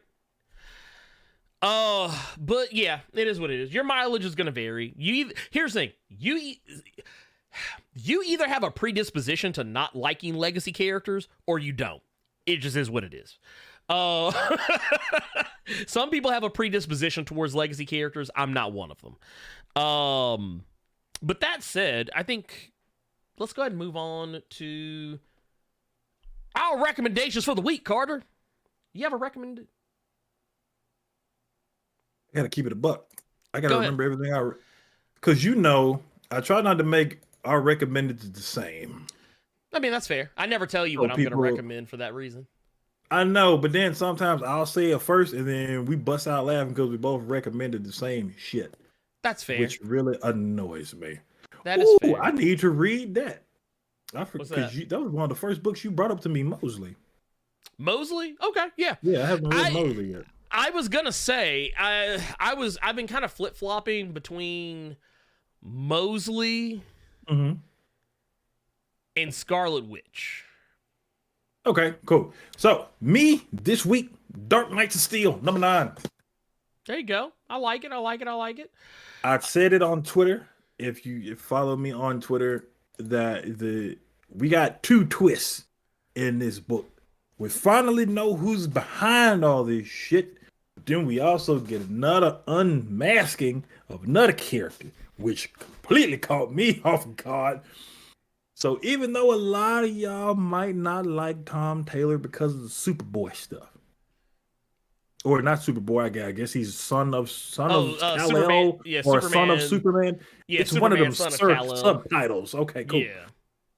Yeah. Even though you all may not like him for that, that man he can pump out a good story. And Dark Knights of Steel has been solid thus far. Even though you got to go back and you got to read like 2-3 issues to remember, so your brain can remind you what the fuck happened.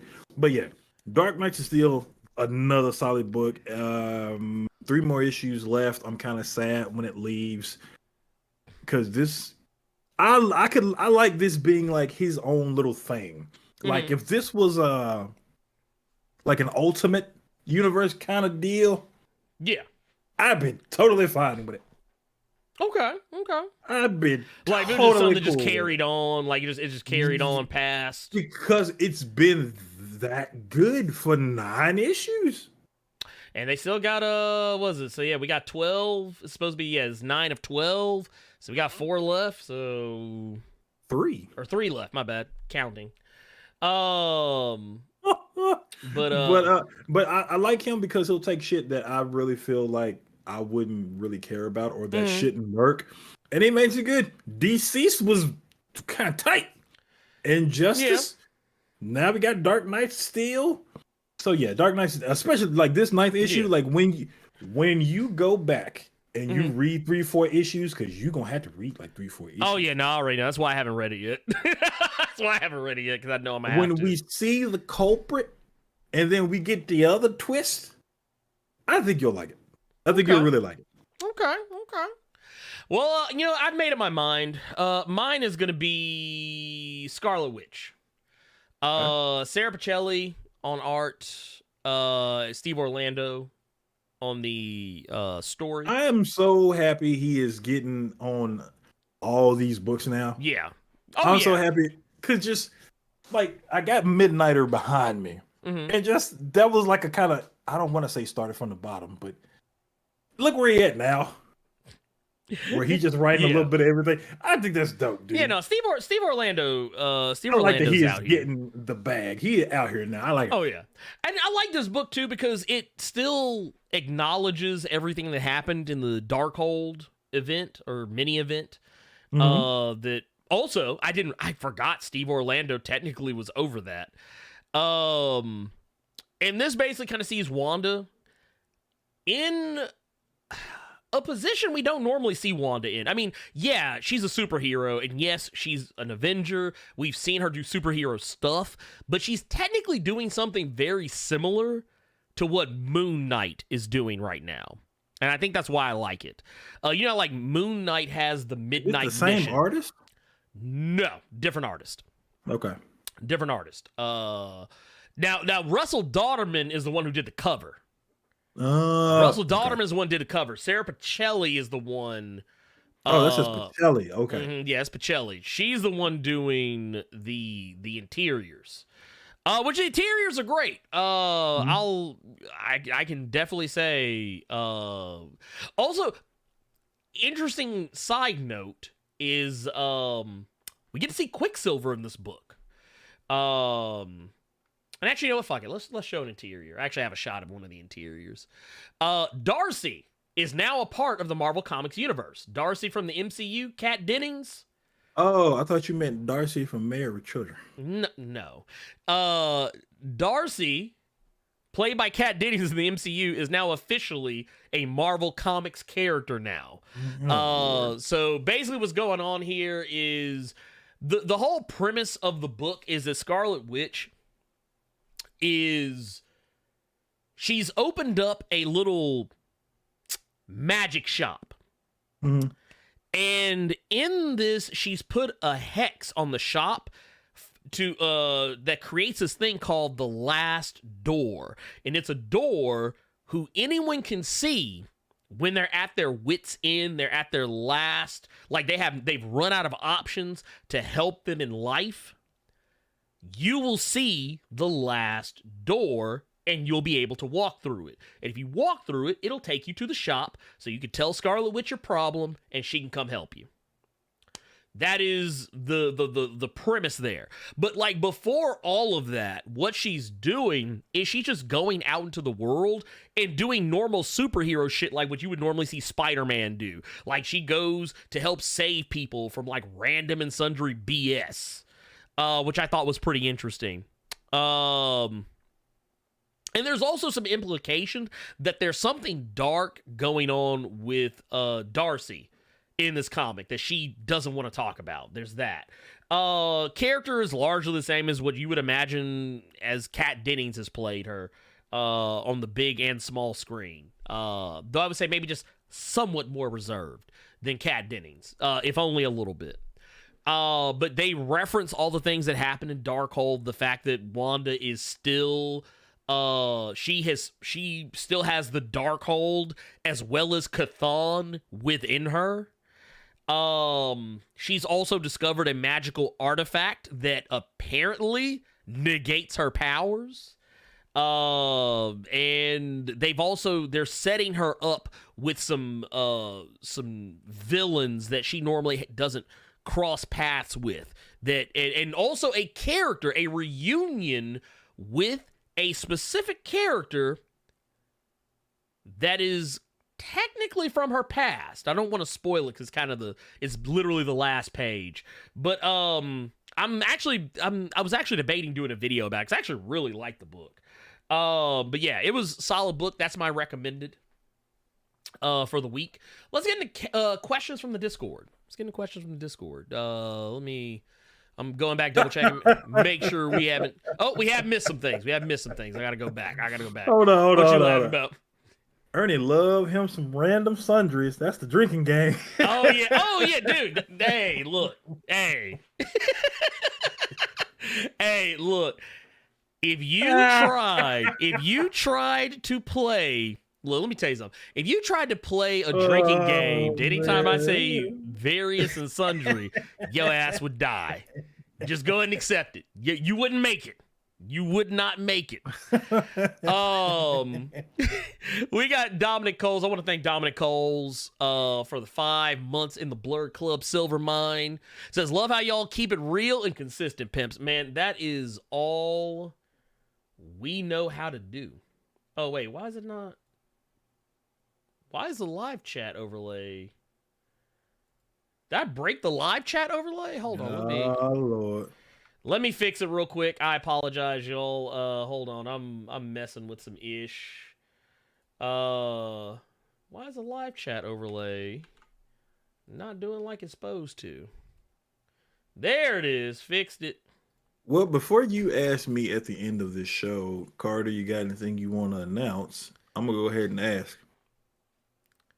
You want to play Hunt and then you stream it?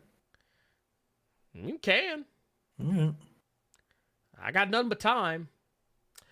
I'll have to install it real quick, but I mean, we can do that. That is the thing. Oh, Jiggernaut. Oh, he getting payback. He getting payback on you, Carter. He brought up I saw that bullshit. He hitting you with the 1999 super chat. Says I was locked up. They won't let me out, bruh. I got out just in time. Sabretooth was asking me if he could have my cornbread. Here's my thing. Yeah. How hard is it to add 1 penny? No, How man. hard is that? No, man. Don't add a penny. Add 1 penny. This for Carter. That's for Carter, man. It's $19.99, man. We also got Philip Clark with the 32 months in the gold mine of Blerd Club. Says, what's good, fellas? I know you both like Marco Cicchetto's artwork, so please check out Life Zero from Ablaze Comics. Someone was telling me about that. I'm gonna have to give it a look. Me? Because I finished it. Oh, look at you. Look at you. Yeah, I read that ages. That was a minute ago. Okay. He's I never writing read and doing. He's writing and doing the art for it. Okay. It's a zombie story, Okay. but Zombie okay. story. You have my attention. You know how in horror movies you'll see like the random white woman, she'll be in the bathroom and then she'll open the medicine cabinet. Yes. Then when she close it, something's behind her, but it jump cuts to a completely different scene. Yes. Okay. Life Zero does that, but that's the end of every issue. So every time something crazy happens, that's it. Okay. You don't have time to process it. You ain't got time to let that motherfucker sink in. All you can do is just accept it. All you can do is just accept it. That book is grim, dog. There's some shit that happens in there, like a couple issues. That shit's grim, bro. But it's good. I believe it. I believe it. Life Zero is really, really good. I'll have to check it. Ablaze Comics is an imprint that's been creeping up on my radar. I've never heard of them, but I saw the cover and knew it was his art. So I grabbed it on a whim when I was at the shop and realized it was all him. And that's literally the only book I have consistently read from Ablaze until it ended. Okay. We got John Battle here with the 20 months in the Blerd Club Gold Mine. Says, thanks, guys. Great show. Makes every Saturday worth it. Also, want to give a shout out to Soulfinger12 with the 1999 in the super chat. Says, just because sang that song. He said, this for Carter. he done grabbed the E and J. He done grabbed the E and J. he's like, nah, man, y'all ain't about to get me with this. He's like, y'all out here killing me. Y'all out here killing me like this. I'm the Carter. No, if I'm gonna do it, I'm gonna do it the right way. He said, get the jack. There you go. Get the jack out. Okay, so here we go. Let's see here. Now that we got that, let's go ahead and jump over to our... Why is this not working? The button is all messed up. Here, let's bring it. I'll have to do it manually, apparently. Anyway. Where's my Discord? There we go. Let's put Discord over there on that monitor. Let's see. What are our questions from the Discord? We got one here from Qdoma. Says, here's a question for you. Did you read the Defenders comic dealing with the one above all that Rob covered on his channel a while ago? If so, what are your thoughts on something stronger than the one above all? Wait, are we talking about Defenders Beyond? Because I haven't watched Rob's videos. I don't know what we're talking about here. Let me pull it up.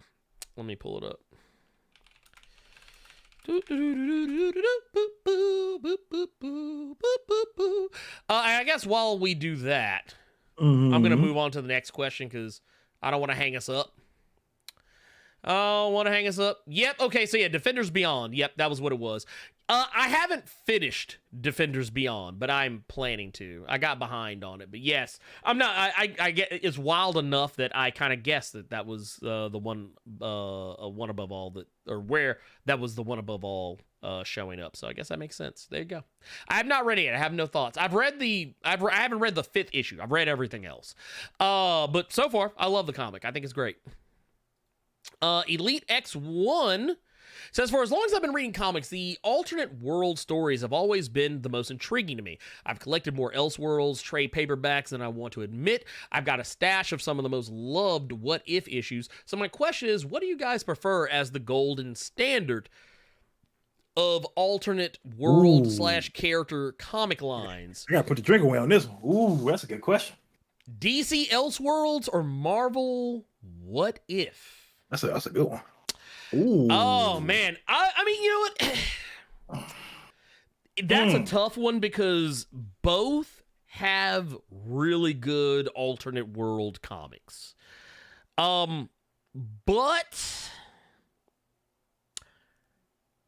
and this might surprise the people, but I'm going to say DC's Elseworlds. And the reason why I'm going to say it is because they probably have the most consistent when it comes to alternate worlds. Marvel has some really amazing alternate world comics. But I feel like DC just does a better job overall in the overall quality department.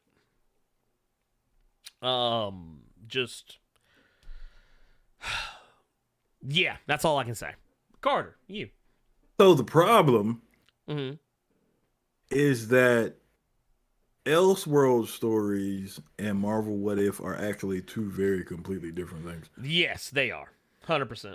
Dark Knights, it's a good question. Dark Knights of Steel technically is an Elseworld story. Yes. Anything that is not main continuity. If it's some What If Earth or whatever, are very specific. Well, they're also different Earths. They're also very different Earths. They're also other alternate realities. But when I say that, a lot of What If stories recently that my head's pulling from are event books. Okay, yeah. What If AVX? What If Siege? What If Age of Ultron? Shit like that. And a lot of times, those event books, the one constant is they're always going to have a very fucked up ending. Yeah. They are always going to have a fucked up you know ending. what? I will say some recent Marvel ones, the Darkhold, like Darkhold, Iron Man, Darkhold, Spider-Man, those are some wildly alternate takes on things that could have happened. But I'm not taking those into the equation. I'm taking the specific what ifs. Yeah. So if I'm taking the specific what ifs, I would probably go Elseworlds. Probably go Elseworlds. I mean, yeah, I'll take as far as and going back through you go back to you go back to the 70s. 70s had some pretty wild what ifs comics. Oh man, let's see. Because a lot of those, like I said, they were very hyper specific. Like, what was it? What if, I think there was one. What if Spider-Man? What if the alien costume had possessed Spider-Man? What if the Avengers lost the Evolutionary War? Like, there are always alternate takes on things that were going on already in Marvel Comics. I believe there was one where, what if Venom had possessed the Punisher? That was one. What if Silver Surfer possessed the Infinity Gauntlet? There's a lot of good, crazy ones, but once again, they're just little one-shots, whereas DC Elseworlds, a lot of those stories are more full-on, fleshed-out stories, not just one single issue of a comic. So, yeah. But that was a good question. Yeah. Not once again, not to say that the Marvel's what ifs are bad. I'm saying if I have a preference. The homie Melvin says, "How was everyone's day? Hope all is well. Quick question: how do you feel about AI art? Some artists have disliked it for taking art styles and possibly taking their jobs. Would like to know where you stand on it. Also, remember that you are somebody. The work you guys are doing is phenomenal." No AJ Styles, and bring together a community that some didn't know existed. Keep on pushing, and remember that you are somebody. I appreciate you climbing out of the thirst channel Don't touch any of us. Don't let him touch nothing. I'm gonna appreciate that statement from a distance because again, you just crawled out of that thirst channel. I know you did because I guarantee you, if I click the motherfucker right now, yep. So I appreciate you for asking that question and crawling yourself out of there. It's always good to hear that from someone. Yes, very appreciated. Always. The AI art question, I will leave to Ernie, seeing as how that is my current YouTube, Twitter, and Instagram page. I can be pretty succinct about it. I don't like it. Is it good for funsies? Sure. For funsies, yeah, sure. But would I use AI art for like business or would I try and use it as a substitute for actual art? No. And I'm gonna tell you why. Something I've learned about AI art, and some of you may not know this. I know a lot of people think that, oh, the AI is drawing the art. No, they actually don't. What they're doing is the AI is actually taking pieces from other people's art across the internet. Yeah, that is what is happening. Dummy thought the AI was drawing stuff. No, there's some people who do, but no. Wow. The AI is actually cribbing art from other actual artists, like taking their art without permission and without paying those artists for their work. So, me personally, I can't rock with it. As a person who used to be a more active artist and who knows artists who are out here putting in the hard work, putting in the actual hours to be the best that they can possibly be, I gotta say, that's a hard pass on me. I'm not gonna begrudge anyone for using AI art, but don't ever expect me to take your art seriously if I discover your art is AI art. And when I say that, I mean like if you're trying to pass it off as your art, like that one guy did, we talked about a couple of weeks ago, that tried to give art to I forget which I think it was Valiant, maybe. I forget which comic imprint, but it was someone that actually tried to get a job at a comic company and used AI art as their portfolio. So there you go. Yeah, AI is and actually Herbert Scott said it. Herbert Scott said it exactly. AI art is the equivalent of all the hip hop we've listened to over the years, where they take a sample from another song and they just turn it into a new song. It's the same thing. The only difference is that the AI isn't giving that artist credit. That's the difference. Yeah. Oh, Elite X1. I knew the AI art was blending pieces of existing art together into a new picture. I did the whole little Lensa app thing, and I saw how it worked. I'm tripping off that what Ernie is saying, that there are people out there that thinks the AI is actually drawing you motherfuckers. Like, you are smooth brain for real. Yeah, no, it's don't fall for it. Don't fall for it. Yeah. Jay Dizzle says, man, I don't know if I have the money to add another book, but I really like these early issues of Ryan North's Fantastic Four. So am I. Fantastic Four has been pretty weak for a while, but I'm wondering what run outside of Hickman did you enjoy? Outside of Hickman, did you enjoy of the Fantastic Four, assuming you've enjoyed a previous run? Okay, you know what? Yes, I did enjoy if you want a run other than Jonathan Hickman, I'm having a hard time thinking of any to recommend because honestly, Fantastic Four has always been kind of high-key boring to me. Though I will say, back in when was it? There was a run. Mm-hmm. There was a run. Let me see if I can find it. I'm looking right now to see if I can find the run. You're gonna have to dig deep. No, I mean, no. That's no. You're not wrong. You're not wrong. Who was doing Fantastic Four around the time of Fantastic Four? Was it number 200 or was it 300? It had to have been 300. It would have had to have been 300 because it was something that actually was out around the time that I was reading. Like I actually could have gone to a comic shop and picked it up. Who was on that book at the time? I'm looking. Let's see here. Roger Stern.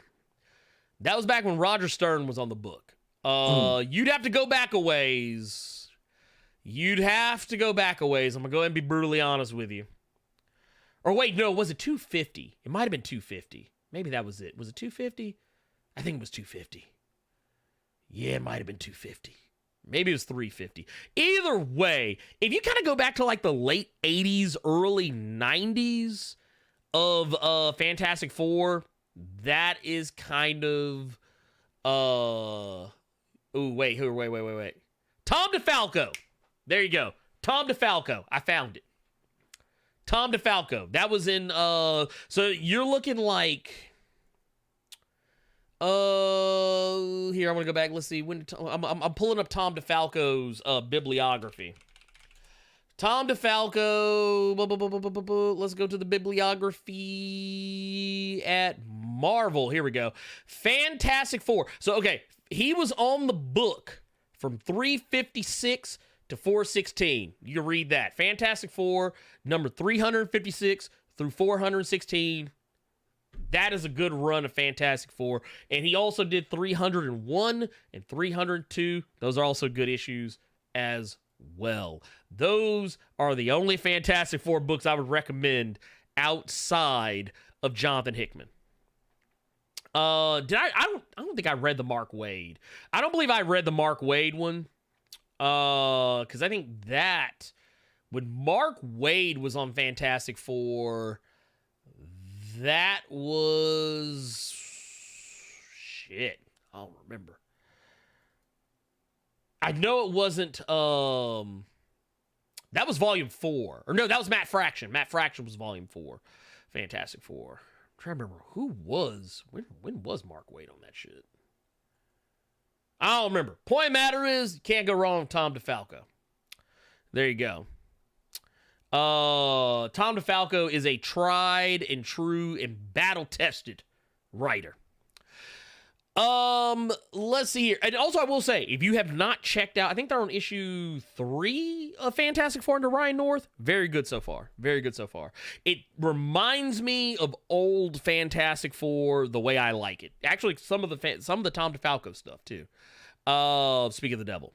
Urban Prince Strong Style says, "Evening, brothers. Here's my question of today: is which video game final boss that you were this close to beating, and you're on your last life, and then the final boss pulled something out his ass and kills you, and it was game over for you? I was playing Hades last night. I faced Hades. I thought I beat him. Hades said, 'Fuck out of here.' Got it with full health and wrecked my ass." You didn't know Hades had 2 phases. Mm-hmm. Bruh.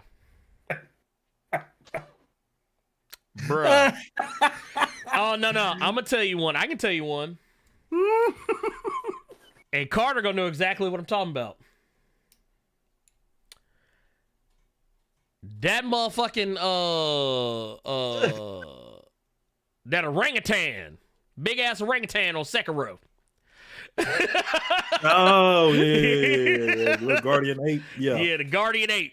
The big ass fucking monkey on Sekiro. That was it for me. So let me tell you this. Mm-hmm. Later on, Mm-hmm. you got to fight 2 of them motherfuckers. Yeah, no, I know.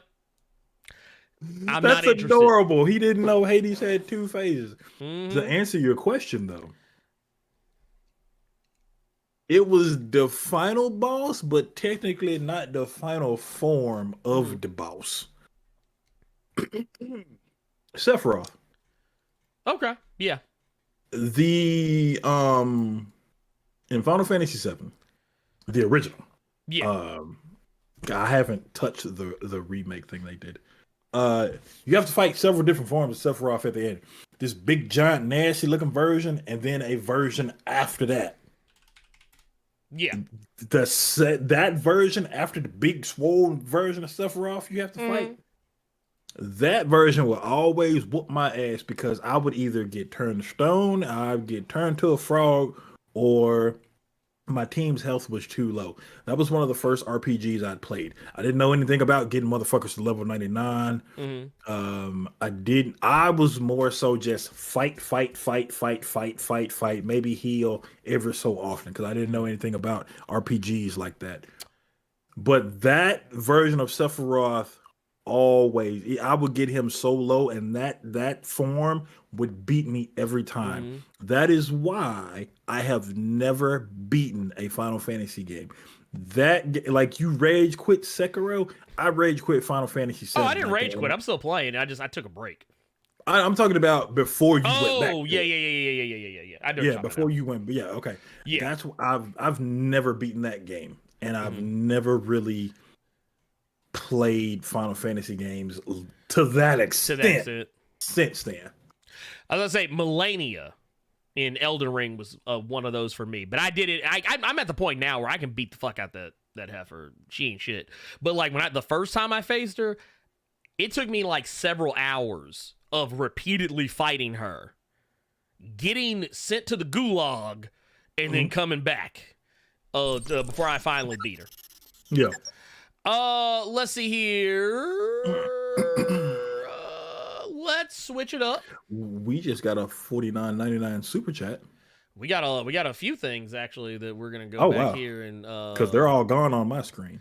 Yeah, no, we got a few things we're gonna go back here and tackle. So we got a few. I'll get us there. And let's see here. Wait a minute. Hold on. Wait a minute. This is one I feel like this is okay. No, that one we've already read. Let's see here. Okay, here we go. This is where it's at. We got one here from BS Filter with $5. And this one says, it says, put that bottle back, Carter. The pain from the 1999s will dull the pain in your hand, player. There we go. And then here, let's see. Oh God, they're coming in here now. What? We got Kal-El in the chat with I will never pay a penny for a DC product with Gunn's name attached with the 100 emote. Number one, nothing with his name is going to be a penny, so they're just gonna look at you crazy if you're trying to hand them a penny in the first goddamn place. And number two, you be all right. We got Coburg here with the $49.99. Says just for Carter, but do you think that Marvel is starting to make the non-mutant heroes realize how they have done mutants wrong and have not helped them in their time of need, so they will come to mutants' aid during the burning of Krakoa? What do you think, Carter? I think this always tends to happen when there's a event for it. I don't think that they're going to ever make non-mutant heroes realize that mutants get done dirty unless it's a team book and there's a mutant on it. The writer wanted to put it in there for that. No, just to encompass everything you said. No, they, dude. Even look at all the X-Men events that there have been.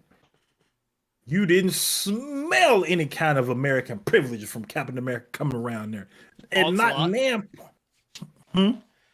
The Inventors got involved during Onslaught. No, I thought you said for a split second I thought you said Ocelot. Just newer. Oh yeah. I got X-Men Second Coming on my shelf. Right? Not a whiff of a goddamn non-mutant hero. So just I don't want this to stretch because I see where we are in time. Mhm. Do I think that they're going to start making that the case for a couple issues? I don't think we're ever going to get to a point where they realize they're kind of being dicks. I pulled up Sabretooth because I got to get caught up on Sabretooth because I know how much you've been talking about it. But I started with the previous book before Sabretooth and the Exiles, and then starting that issue made me restart the House of X and shit. When he got put in the hole, when you had Cyclops talking with the other people in New York when they were going to bring him to Krakoa, and he was just like, where y'all been at? You thought we weren't gonna do this? Like, nobody except me. Boom. When the LOL, when racism ends in real life. Exactly. Even when they did it, even when they do actually do it in books like Uncanny Avengers, they did it. But that was just it was a mutant on the team. They had to. That was to bring. It wasn't even they weren't even really called the Avengers. The name of the book was fucking Avengers. They were really called the Unity Squad. You didn't want to really deal with them colored folks like that. You didn't want them colors on the Avengers. You're gonna call them the Unity Squad. They were called the Avengers Unity Squad later. But when it was first started, you didn't even let them mutants say they was Avengers. They was Unity Squad. That is true. We gotta also, because somehow it was in my head, but I forgot about it. We do have one last one. What video games are we looking forward to coming out this year? What's coming out this year? Well, I'll throw mine out and you can go from there. Okay. I will definitely say first and foremost is Diablo 4, because I'm going to end up playing the shit out of that with my wife. That's like the one game she's looking forward to. Is one game she can play. So we're going to be on that. I think we put 200 to 400 hours on Diablo 4. Good Lord. Yeah, there was like every day we would play Diablo 4 together. That was kind of like our bonding thing for a while. I will also say Like a Dragon, Ishin, which is a remaster or actually more of a remake of the original Ryu Gagatoku game that that never got released over here. So Like a Dragon, Ishin, definitely. I will also say where'd it go? Because I was literally just looking at it. Suicide Squad kill the Justice League. Okay. That one I'm looking forward to. I would probably say that new Legend of Zelda, just because Tears of the Kingdom. Yeah, because just for all you all that don't know, I've always despised fucking Zelda. Breath of the Wild was the first Zelda I actually gave a chance, and I fell in love with that game, even though I one and done it. But it was 70 hours of one done. The one that I'm really like fingers crossed, I'm hoping to get some news on because I think it was supposed to be coming out this year. Alan Wake 2, dog. It's Alan Wake 2 supposed to be coming this year. Oh my lord, I can't wait for that game. Yeah, I can't wait for that game. That and that's really my big one is Alan Wake 2. I don't think it has a date just yet, but I know it's coming out sometime this year, I think. Other than that, to be honest with you. Oh, Final Fantasy 16. I forgot. Final Fantasy 16 comes out in June as well. Oh, don't get fucked by Final Fantasy. I'm hoping that Lies of P is really good. Yeah, I do. That Pinocchio Bloodborne joint, I'm really hoping that's good. But yeah, it's Alan Wake 2 or bust for me. The full release of Baldur's Gate 3. I'm looking forward to that. And AEW Fight Forever. I'm looking forward to that one too. I know some people are kind of down because they think it's gonna not have as good a story mode, but I don't play wrestling games for story mode. I play them to wrestle. So Remnant 2 is coming out, I think maybe possibly this year? Really? I think it might be next year if I'm being brutally honest. But okay. Which, by the way, I just got back on Remnant and I forgot how much I love that game. I don't want to lie like that. I was gonna say I couldn't enjoy that game. Why? I think it was because I don't know what that game is about. we all just jumped in there and killed things. And you all just gave me just really good stuff to put on and really good weapons. And we just steamrolled it. I couldn't tell you what that game was. I mean, I had fair. fun That with is it, fair. but I didn't get to do anything. I highly recommend go back and play it by yourself. Go back and I would actually say go back, start the game from scratch, play it by yourself, and I think you'll have an even greater appreciation for that game. It's really good though. I love Remnant from the Ashes. If you've never played it, I've given my opinion. I saw Kerbert come back and say that both answers. Sorry, police. I would give my answer, but I mean I've already given it. I mean right now, honestly, I'm perfectly fine. I'm perfectly fine with Avengers and X-Men not being buddy. I'm perfectly fine with it. I do think it's changing for the better. And it kind of has been slowly for a while, even before House of X. During the Matthew Rosenberg run, Captain America did interact with the X-Men after the X-Men disassembled arc. But, yeah, it is what it is. I forgot. Dead Island 2 has a release date. I believe it comes out in April. Yep, April 28th. I really wish I could play their games, man. I'll believe it when it's actually in my hands. Until that game is in my hands, it doesn't exist. I wish I could play any of those games without getting motion sick. Oh, yeah, I forgot. Yeah, you can't. Yeah, 'cause you can't play. That's why I had to return it. Yeah, and I was so salty because I was really excited to play that game. Yeah. Let's do. We got one here. We got a 1999 super chat from B Black. Says, do y'all ever feel Superman is a staple of the white savior trope? I wouldn't normally post a question like this, but I can find. He says, but I can't find any articles from black folks about Supes repping the white savior trope. Is this just me? Here's the thing about Superman. He's not the white savior. He is the immigrant.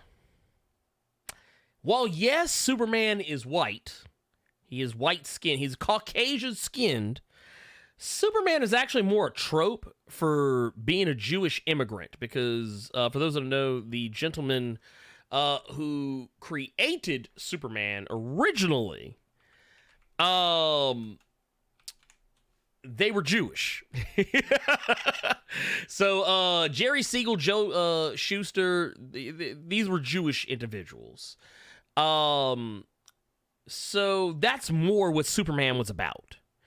Now, as far as the whole white savior thing, I mean, any superhero who's white can have that thrown in their face.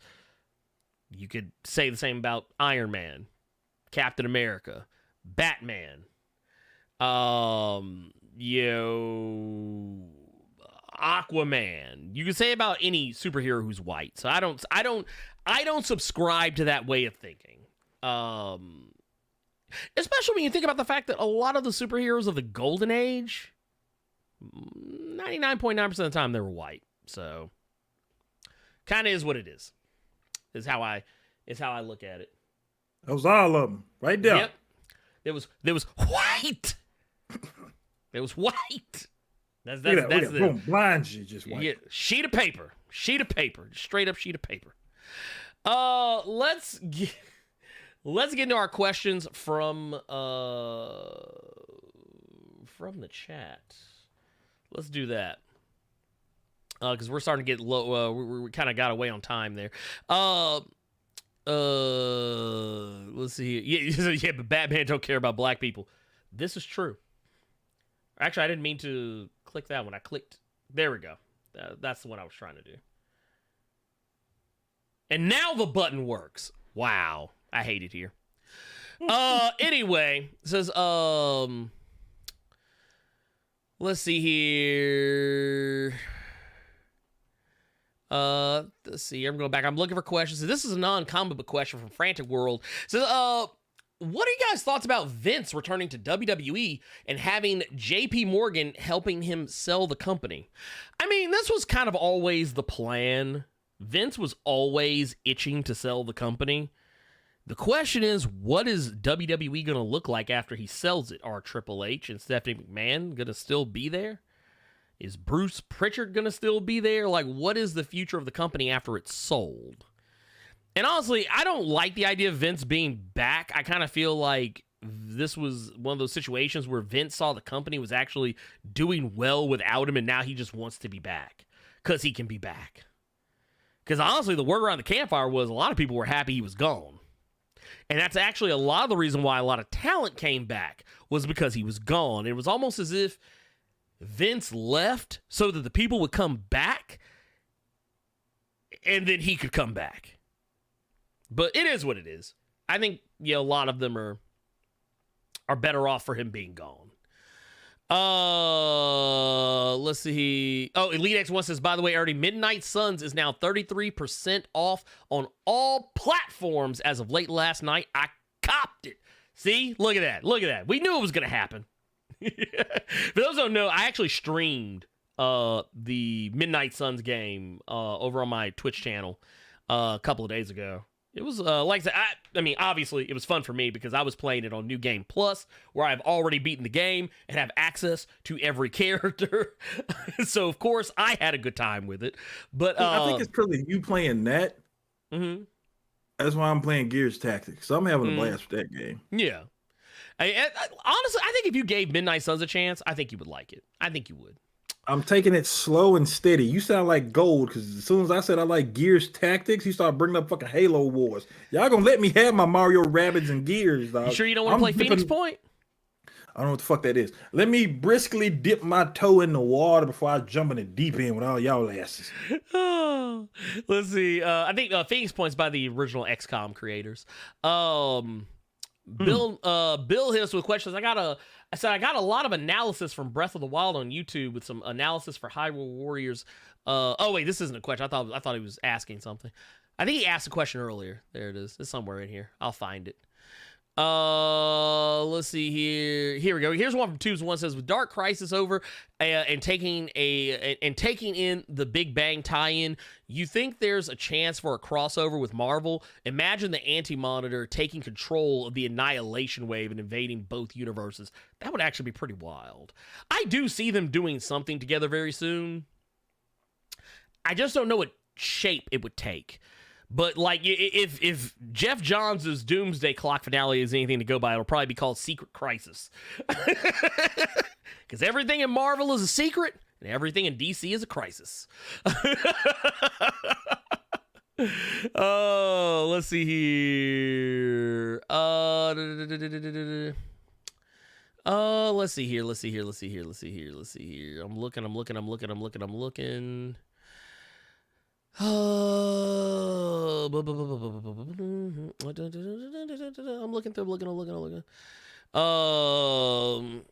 Let's see here. I don't know. Here you know, says I like Remnant from the Ashes, but when I liked it, but he says, but when I like it when it was buggy and broken. That game is not broken anymore. That game is good and fixed. And also really good. A lot of DLC is out for that game. I actually went back and realized that I had DLC for the game. I didn't play for it.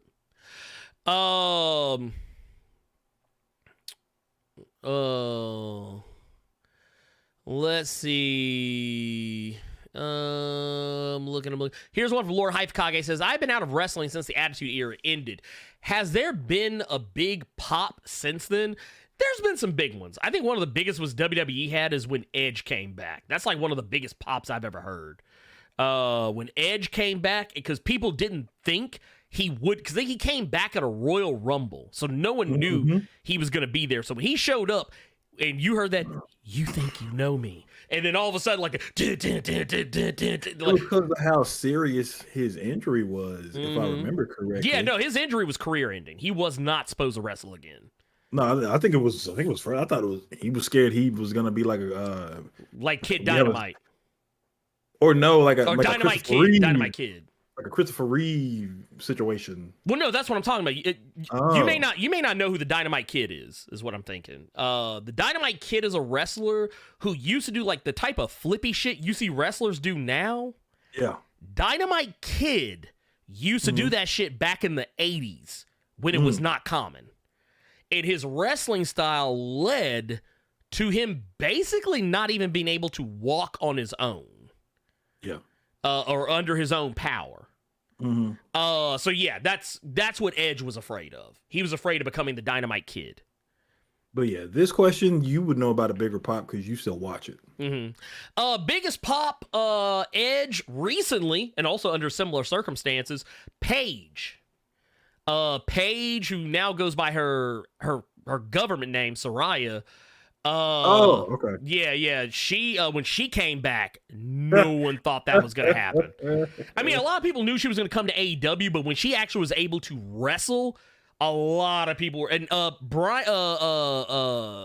Danielson, same thing. A lot of people flipped out about that. And yeah, I would even definitely say too, for when Cody Rhodes came to WWE, when like he actually showed up in WWE after being in AEW, which was interesting considering how much shade he used to throw at WWE while he was at AEW. But that just goes to show you can talk a lot of shit and still, go back home. Let's see. Let's see here. Going through looking. Let's see. Do you think Superman's new ability will stick around or go the way of his solar flare? I don't know. I think it'll stick. I think it might stick. Because here's the thing. He was technically already kind of able to do shit like that. He just didn't really use it. Like, when Superman uses his super strength, that is actually what he's doing. It's not so much that he's actually just super strong. He actually does use a field to kind of manipulate things so they don't fall the fuck apart when he's holding them. At least not 100%. Smallest pop, Bow Wow showing up to screen, showed up on screen to taunt Jay Cargill. Yeah, that actually is like that is actually, yeah. Thoughts on the Amalgam universe? Just saw a video overviewing it, and those were some of the nastiest character combos I'd ever seen. Yeah, I feel the same. I feel the same. But yeah, and I see somebody else, LeadX1 saying, yeah, Superman has always had that power. The thing is, it's now on a dialed up level. It's now like up to 100 now. Is where that power is at, where he can now do it. Like, honestly, if anything, he's actually becoming a lot closer to being Dr. Manhattan, is how I took it. But I think, let's see here. I think that's going to be the show, Carter. I think that should be the show right there. You think Okey so? doke. Sure. He said, okie dokie, artichokey. Yeah, so that's the show. Thank you all. Let's see here. I tell you what, I'll answer this last one, then we'll get out of here. Because like I said, these are questions that could literally have us here over 3 hours, and we're not doing that. Anyway, says Shaman05 line says, hello, Ernie Carter. Are there any comics you recommend that are off the beaten path that are completed? I'm cool with any length, but 50 plus issues of a good story is the sweet spot. Yes. I will say Once and Future. There you go. That's my recommendation. Because it is finished. Luther Strode. There you go. All right, Carter. Let's get out of here. We've had enough. We're gonna get out of here. I want to thank everyone so much for all the love, the support, all the laughter and everything. Whether you are lurking in the chat or you have been actively chatting, even super chatting, whether you're one of Earth's Mighty subscribers, Earth's Mightiest patrons, or a member of Blerd Club, it does not matter to me. I appreciate every last single one of you, and I want you all to know that. I want you all to know that you will always be appreciated, and that you all make this stream every Saturday the envy of comic book YouTube. That said, I do want to make it clear that I am also going to be doing a lot more streaming on Twitch, or at least I'm going to try to, as often as I can. I don't think it's going to be like a regular everyday thing like it used to be in the past. I'll probably stream like maybe 2 or 3 times a week on Twitch. We'll start with 2 for now and go from there. Other than that, Carter, you have anything else that you want to bring up? No. there you have it. That is the show, ladies and gentlemen, boys and girls, children of all ages, sisters, brothers, others, kings, queens, cosmic beings. Ooh, I do have something. Oh, what's that? I'm playing Hollow Knight currently, Okay. and I bought it for $3 on the eShop. If that game sucks, y'all asses owe me $3. This man.